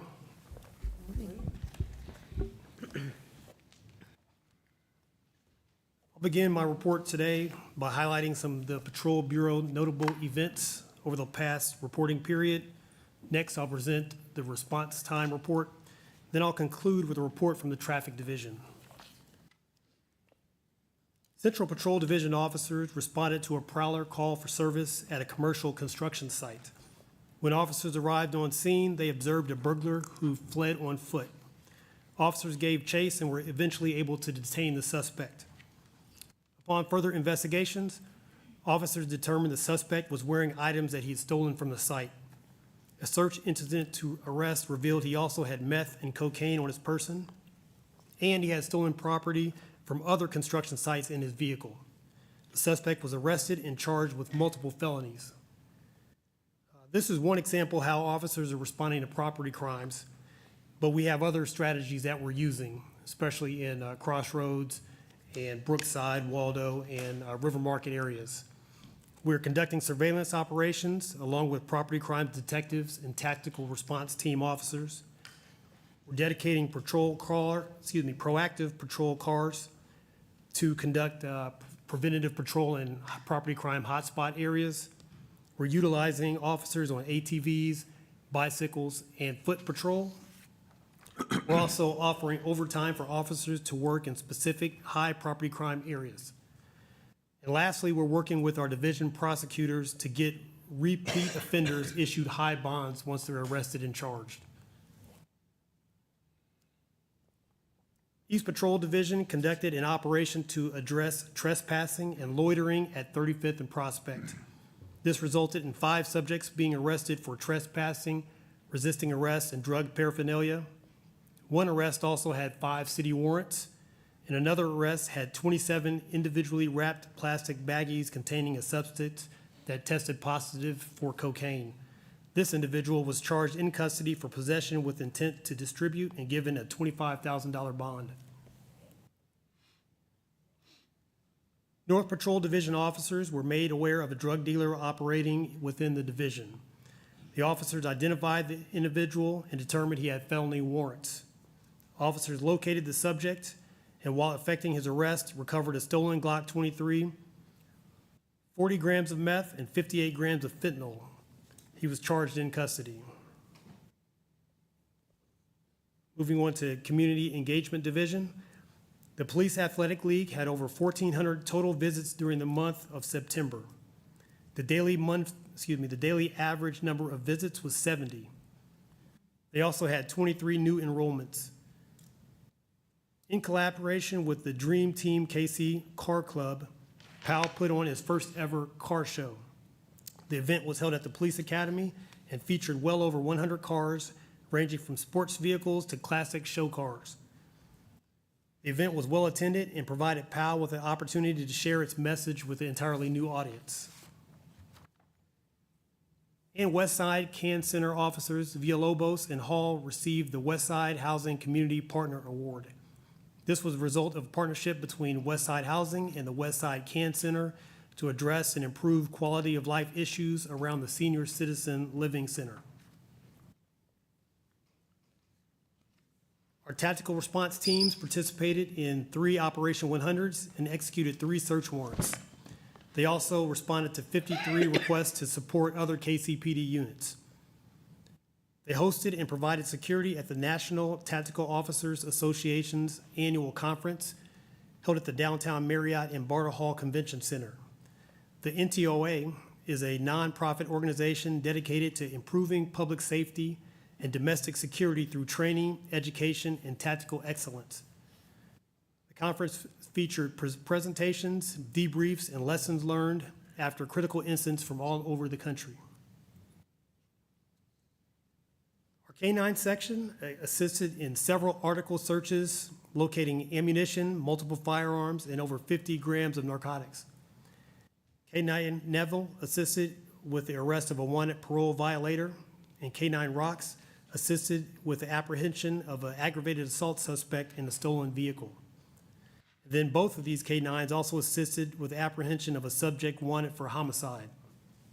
In total, the K-9 section responded to 113 calls and had 48 deployments. Response time report. The median response time during the month of September for Priority 1 calls was 8 minutes and 56 seconds. That's a 22-second increase compared to August. The median response time for Priority 2 calls was 12 minutes and 4 seconds. That's a 58-second increase compared to August. Now, as you are aware, in January, we switched to an 11-hour work schedule for patrol. It took months to review data, create schedules, and program our timekeeping system to implement the plan. And now we have enough data to review the plan to see how we can adjust it to make it more efficient. So we're in the process of doing that now, and we've been especially looking at how the 11-hour plan impacts response times and working on ways to improve that. Traffic Division report. From January 1 to September 30th, there were a total of 13,157 crashes citywide. That's about a 7% decrease from the same period last year. There were seven fatal crashes during the month of September, and 1 late death that was a result of a crash that occurred in July. From January 1 through September 30, there were 63 fatal crashes with a total of 71 deaths. That's about a 1% decrease in the number of deaths compared to the same period last year. You may recall that during the first half of this year, our fatal crashes were far outpacing last year. Our traffic division has worked diligently on speed and DUI enforcement to reduce the numbers of serious injury and fatal accidents. I'd like to take a moment to commend them for their hard work in regard. And as you're aware, they have also been conducting sideshow enforcement operations. On September 8th, one such operation yielded the following results: 34 vehicle stops, 35 spectator citations issued, 22 other violations cited, 2 arrests, 6 vehicles towed, 1 stolen auto recovered, 4 guns recovered, and 60 successful stop stick deployments. We also had another sideshow enforcement operation this past Sunday, and these results will be reported in next month's report. That concludes my report. Do you have any questions? Guess that's it. Thank you. Thank you. Great job. Okay, Administration Bureau, Deputy Chief Ortiz. Good morning. Morning. Mayor, good morning. Thank you. My information is under tab C in your books. As of September 30th, our law enforcement personnel was 1,108. We also had 32 police officer candidates and 525 professional staff members. In terms of law enforcement hiring, we have 27 candidates in the eligibility process and 28 pending candidates for the 184th class, which will start January 27th, 2025. We also have 11 laterals and rehires in different stages in the process. I also want to mention that we went back to 2002, since 2002, that we started tracking how many laterals we had throughout the years. And this year so far is the record that we have with 16 laterals and 3 rehires in addition to the ones that are coming up. Communications unit, we have 1 new member starting November 4th and 10 members in the eligibility process. Our final law enforcement testing dates for the year will be November 14th and December 11th at the Regional Police Academy at 6885 Northeast Pleasant Valley Road. And for those watching, please come join us. Take the test and start the process. We're waiting for you. We want to remind everyone that our department offers many career opportunities, not just in law enforcement. I urge those that are watching to visit our website, kcpd.org/careers, and to explore and apply for those open positions that we have.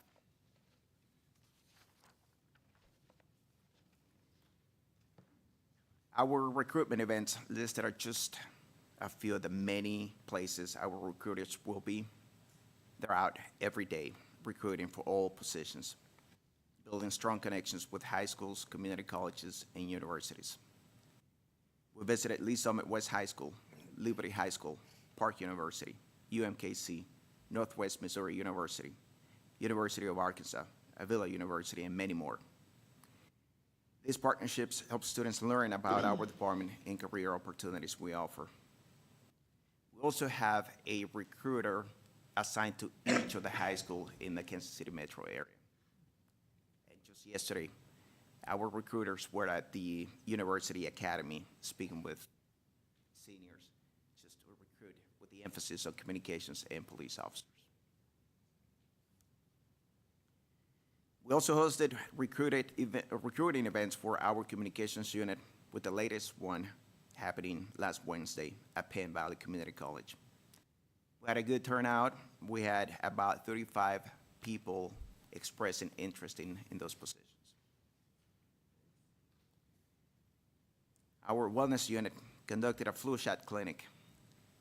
27 members, both on duty and off duty, showed up to get vaccinated. The wellness unit also had 217 wellness checks and contacts with department members, assisting them with their needs and getting the resources that the officers also need. Lastly, our academy staff will host a free women's self-defense class on November 16th. Enrollment is now open for females ages 13 and up. The course is free, but you must pre-register by calling 816-413-3500 or email KCPD Regional Academy at kcpd.org. And this information is also in our social media pages. And that concludes my presentation, unless you have any questions. Thank you. Any questions? I have one question for the deputy chief. How large is the recruitment unit?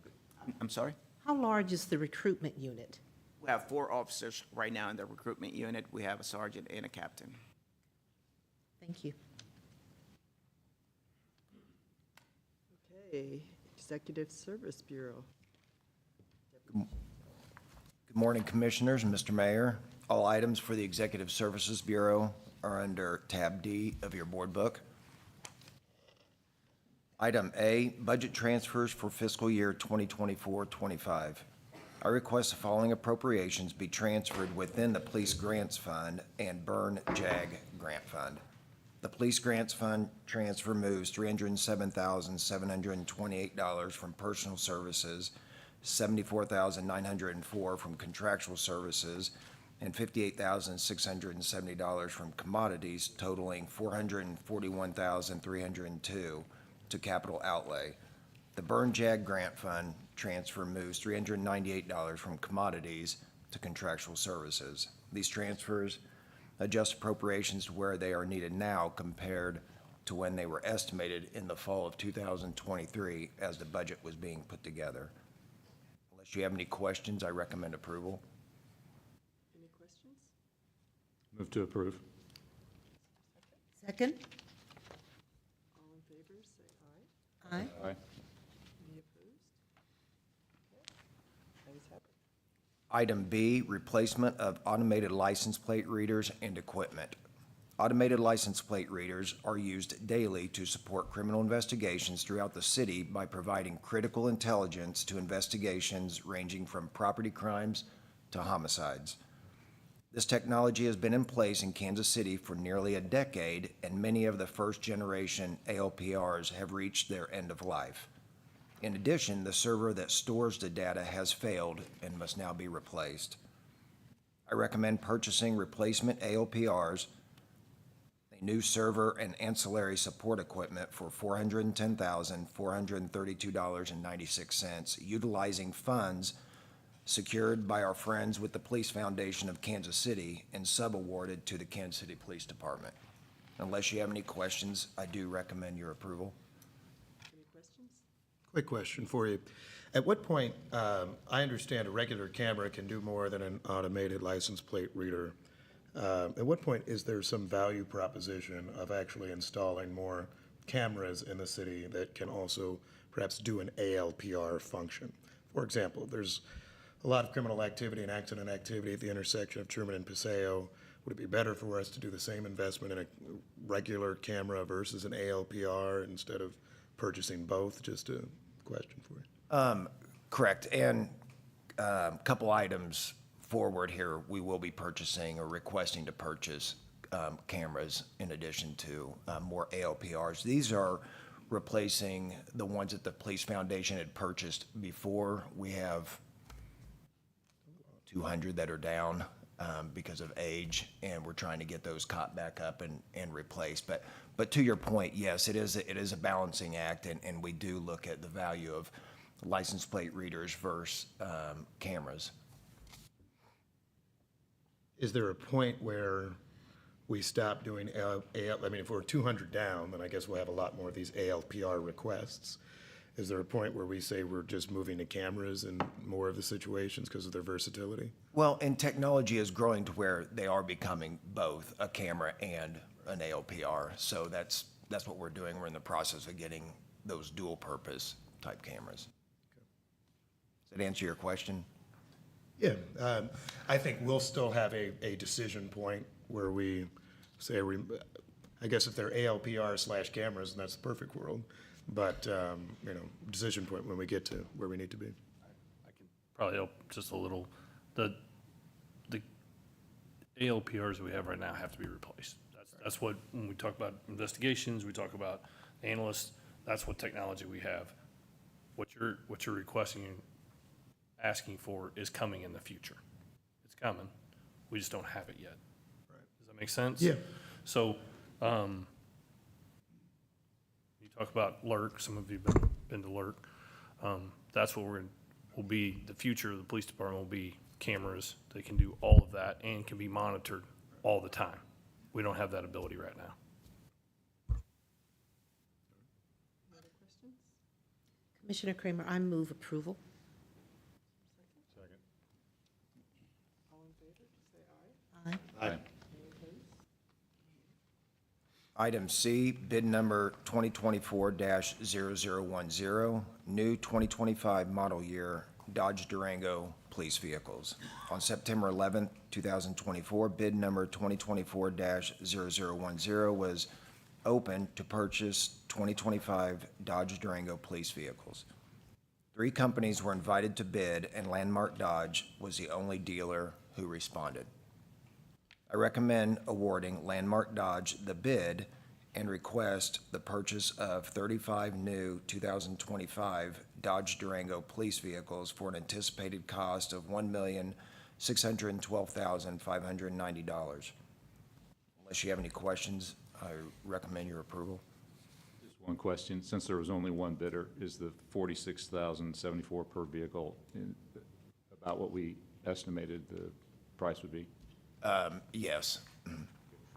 It's a little bit higher than last year just due to cost, but yes, it's in that ballpark. Any other questions? Any motion to approve? Move to approve. Second. All in favor, say aye. Aye. Any opposed? Item D, fiscal year 2024 DNA capacity enhancement for backlog reduction program grant. The department is the recipient of the 2024 DNA capacity enhancement for backlog reduction program grant from the Department of Justice. The award is for $595,386 and funds salary and benefits for 6 forensic specialists. The award period is from October 1st, 2024 through September 30th, 2025, and is the department's 23rd year of participation. If you do not have any questions, I recommend acceptance of this 100% federally funded award. I move approval. Second. Any questions? All in favor, say aye. Aye. Item E, KC Violent Crime Reduction Subaward Budget Stabilization Funds. The department recently received notification from the Police Foundation of Kansas City of the KC Violent Crime Reduction Subaward. The amount of the subaward is $1 million and is funded through the Missouri Department of Public Safety. The funds were awarded to the Police Foundation of Kansas City and passed through to the Kansas City Police Department as a subaward.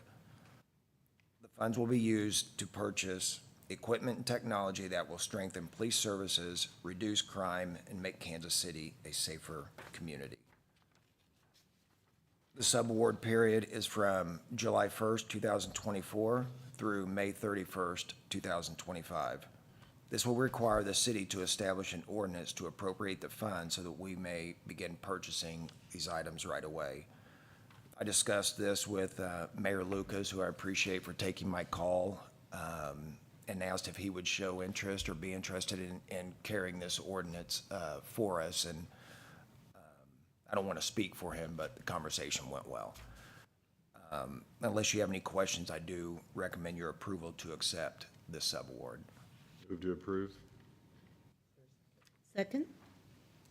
Any discussion? And again, Ty Grant, thank you for what you do for the Police Foundation and everybody that helps support this. All in favor, say aye. Aye. Any opposed? Ayes have it. And Mr. Mayor, to your point earlier, this is the one where it will be a combination of cameras and AOPRs. Item F, fiscal year 2024 Burn Discretionary Community Project Grants Program Subaward. The department recently received notification from the Mid-America Regional Council of the fiscal year 2024 Burn Discretionary Community Project Grant Subaward. The amount of this subaward is $457,425 and is 100% federally funded by the Office of Justice Programs. The funds will be used to expand the department's AOPR program. That is the requirement of to receive these funds.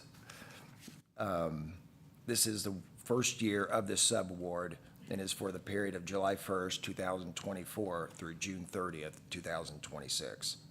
Unless you have any questions, I do request your approval to accept this subaward. Any questions? I move approval. Second. All in favor, say aye. Aye. And that concludes my report, unless you have any questions. Okay.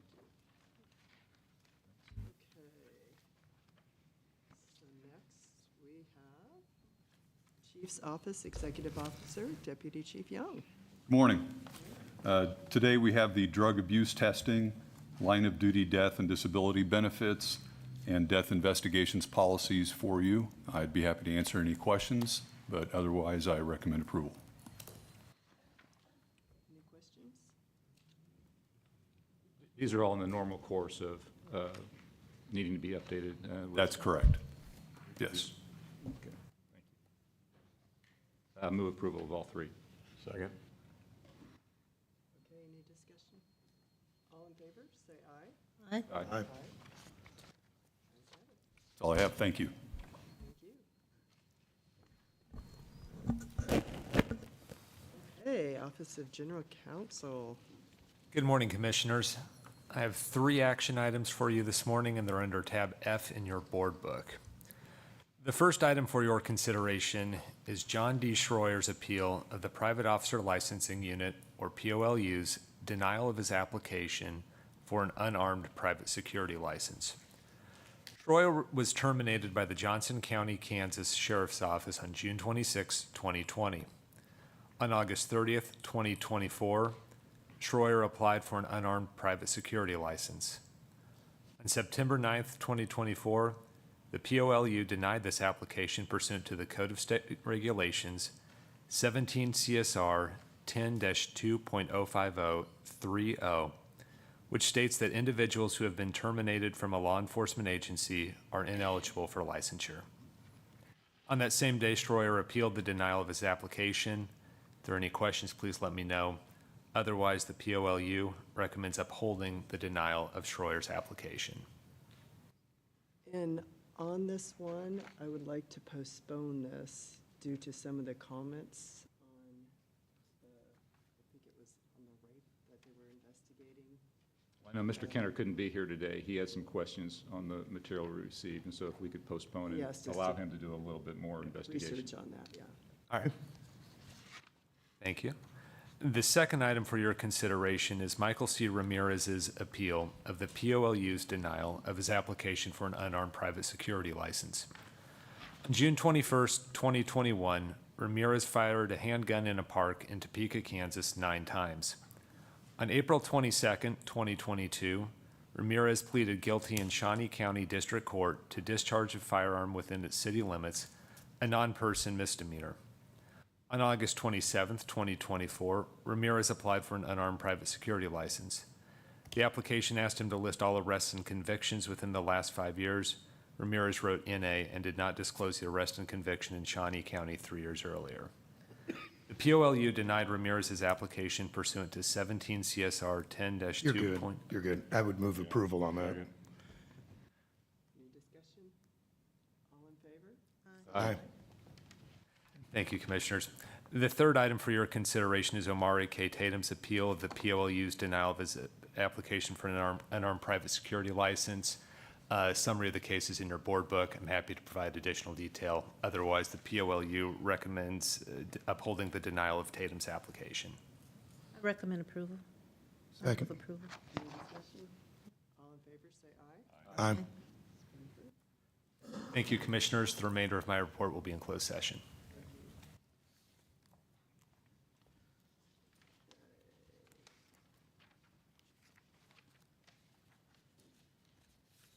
Okay, Office of Community Complaints, Merrill.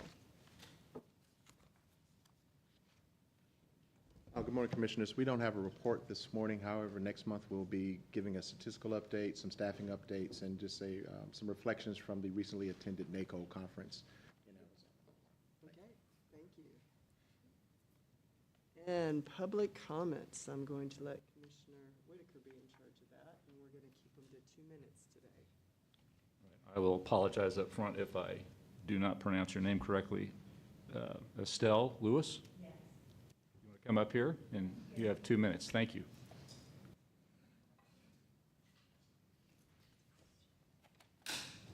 Thank you for sharing your time with me.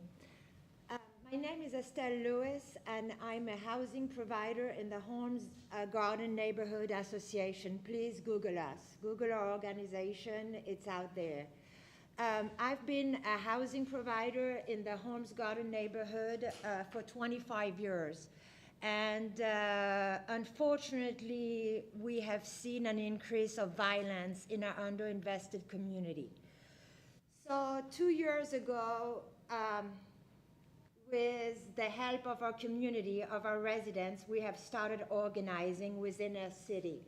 That means we have a neighborhood association, we have a community center, we have a community garden, we have libraries. We collaborating with Kansas City. Our neighborhood in South Kansas City is known as the Horseshoe, and a lot of I see very familiar place faces. South Kansas City KCPD, we're very well known, but I am proudly to say that we are curbing the violence. Our community is trusting us, our community is working with us, our community is engaging, but our community is tired. Our community is actually frustrated with the process. We are everywhere, wherever they tell us we got funding to organize, we are there. But unfortunately, we don't get the support our children, our community need. We are inviting you, all of you, please come visit us in our neighborhood, visit our president, visit with us. I cannot tell you how important it is for our children. We are Central School District. They don't trust you. I can tell you that right now. They don't trust our adults, community. They don't trust us. They know that we have to work together. They understand where the power of the people are. So when we want to curb the violence, we're going to have to come in our community, and we are going to have to work together. So I know we have a lot of good people. I know we have a lot of community stakeholders that want to help, that want to curb the violence. But we cannot just be empty words anymore. We have to produce. I have so many single moms that are burned out. We have violence. Mental health is really critical in our community. And in order to change the narrative, we are gonna have to invest in our community that need the most help. So please come visit us. Mayor Lucas, I am calling out Kansas City community stakeholder to help us. Thank you very much. You are running over your time. Thank you. Thank you very much. Rachel Thomas?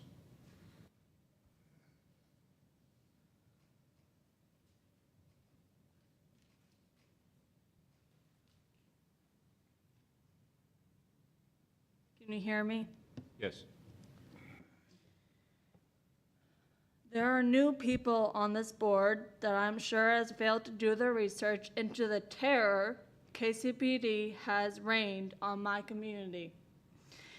Ashley Fulkerson, Johnny Harris Jr., Tyrone Holman, Donnie Sanders, James McNeil Jr., Javon Hawkins, Yamal Irwin, Eugene Williams, Terry Davis, Timothy Wilson Jr., Anthony Bruno, Kevin Ellis, Jessica Jones, Cameron Lamb, Travis Griffin, Christopher Henley, Anthony Champion, Terrence Bridges Jr., Ryan Stokes, Michael Ray Bitters, Carl Marshall, John Lewis, Malcolm Johnson, Sean Wilson, Juan Morez, Aaron Doherty, Kenneth Drew, Henny Gurley, Darius Morris, Cesar Mora Zapata should have beating hearts today. In fact, over 150 plus names should be alive right now. And that doesn't even include all those affected by the excessive use of force and overcharged victims. Speaking of, blame Newton on your force. Blaine Newton has murdered and brutalized with impunity. He murdered Donnie Sanders, he beat and tased a child, he slammed a pregnant woman face down and kneeled on her back. There's picture and there's video. He beat and tased a child. Now he's murdered Marcel Nelson and Kristen Fairchild, a serial killer. That's Blaine Newton. I will stand here for about 30 more seconds because I believe she was given that. And waste your time because you're not going to answer my questions. What you're going to do about Blaine Newton.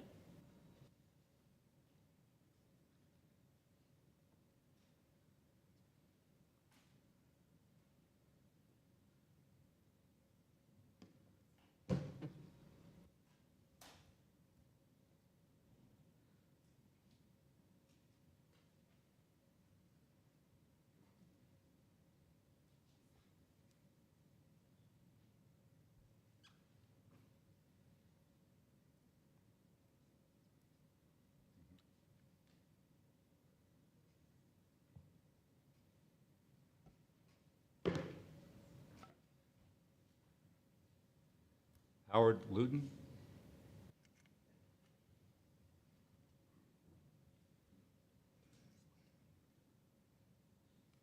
First of all, I want to thank the board for allowing me to speak this morning.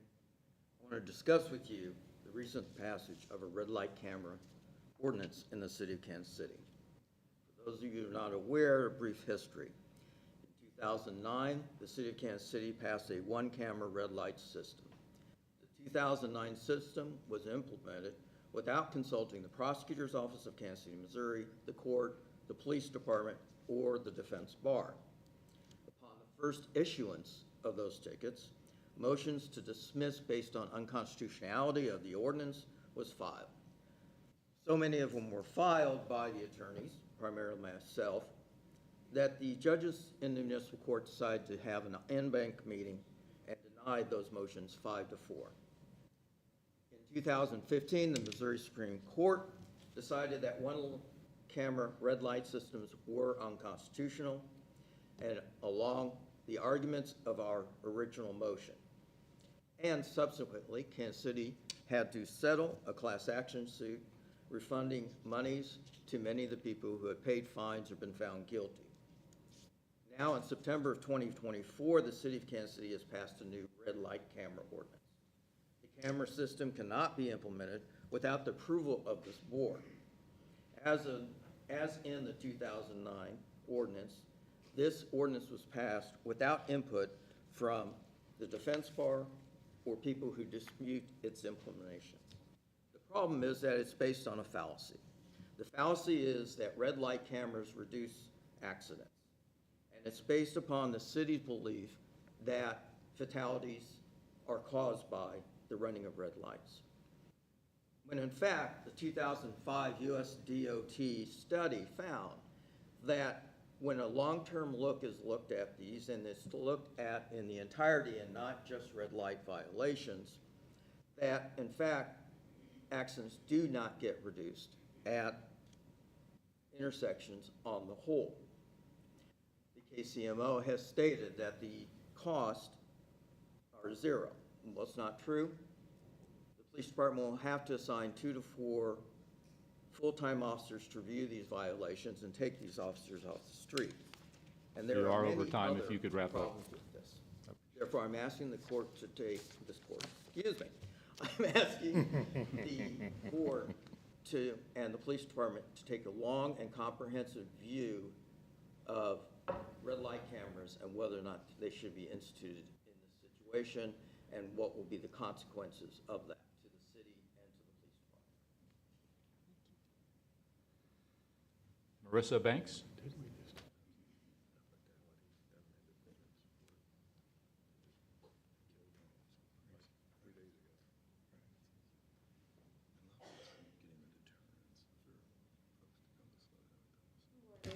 Morning.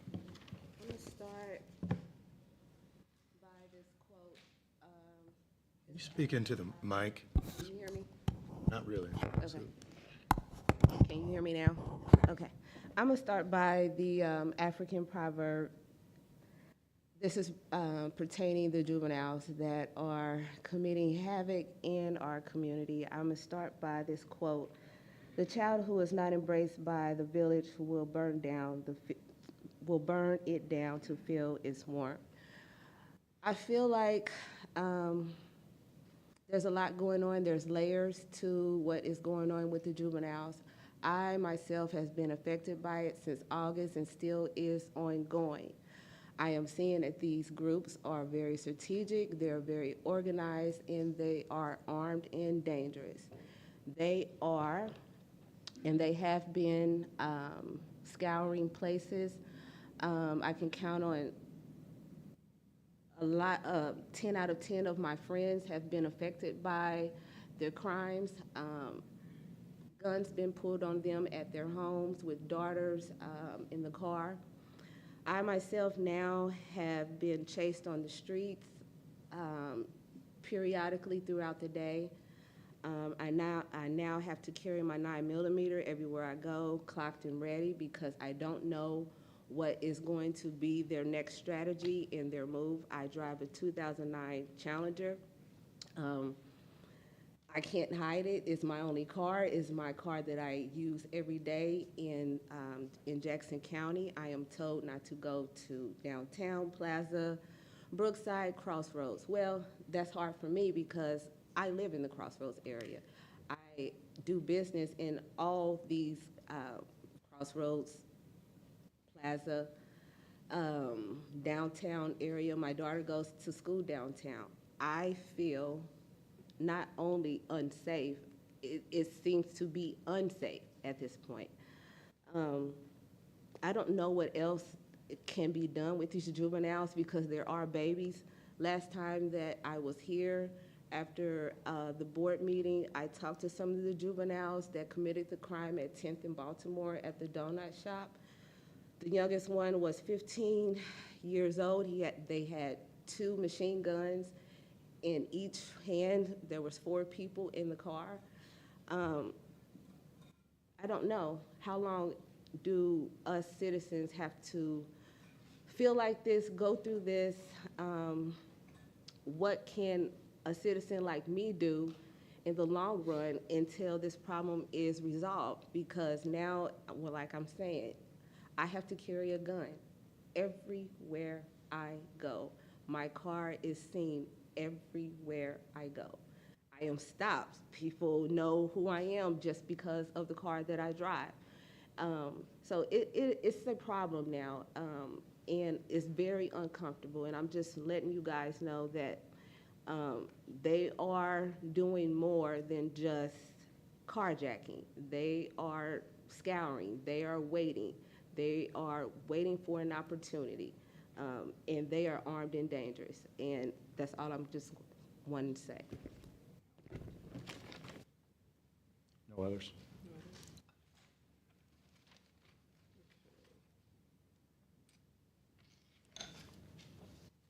So I'm not sure if David Kinner is on with us.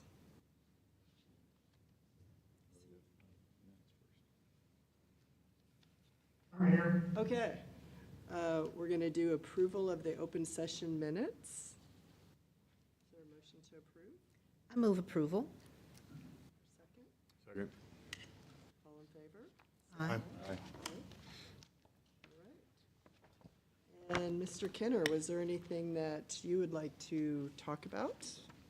Yes, we've got the lobbyist contract extension for Arnold and Associates. It's renewing for another 1-year extension at the existing fee. I think everybody's been satisfied with his services, and I believe the fees for this is $51,000 for the upcoming session. Okay. Do we need a motion to approve that? Yes. Move to approve the addendum to the agreement. Is there a second? Second. All in favor, say aye. Aye. Thank you. That's all I have. Okay. And Mayor Lucas. I'll try to be brief. I know many have engagements after this. First, I want to note on the recruiting discussion, I'm glad in the presentation you noted officers who I believe are at University Academy. It's my view the best recruiting is actually when folks are even younger. I was at Northeast High School. A number of our officers were there. Actually, Northeast Middle School, a number of our officers were there. It was very helpful. I had the chance to speak at a fire department graduation ceremony for new recruits. That was 55. That was down from the roughly 100 or so that they had before.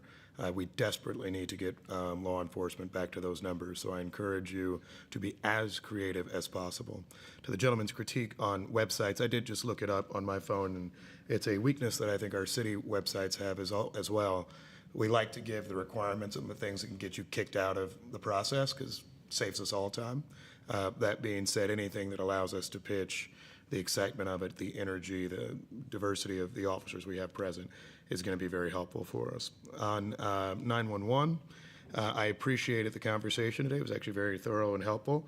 I would hope that Jackson County or whomever was the payor for those services, make sure those are shared with City Council, other agencies. We made an invite to this department to present to City Council on this issue, or to have, I guess, that same gentleman do it. On the solutions we had, and I don't mind them, right, but a number of them are external, as at least to this agency. It is the city enhanced 311 offers. It is other jurisdictions help us out as well. I encourage us to continue as much introspection as possible, not just on the we have to hire up side, but in areas where technology can be helpful long-term, so it isn't just necessarily the others can do some part of it. Because our taxpayers already fund this service, just adding 311 would just increase even more taxpayer services from the same pot. And so we do want to make sure that we're as efficient as possible as we can be on all those different steps.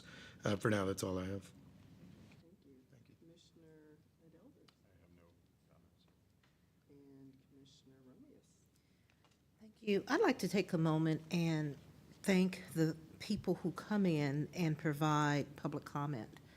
You've come here, you spent some few hours with us today, you took off of work, but more importantly, you're passionate enough about what's going on in your communities to come here and present the issues to us. So you speak, I can't say that we respond, but we hear you, and I just would like to acknowledge your courage and your commitment and your time to be here and speak today.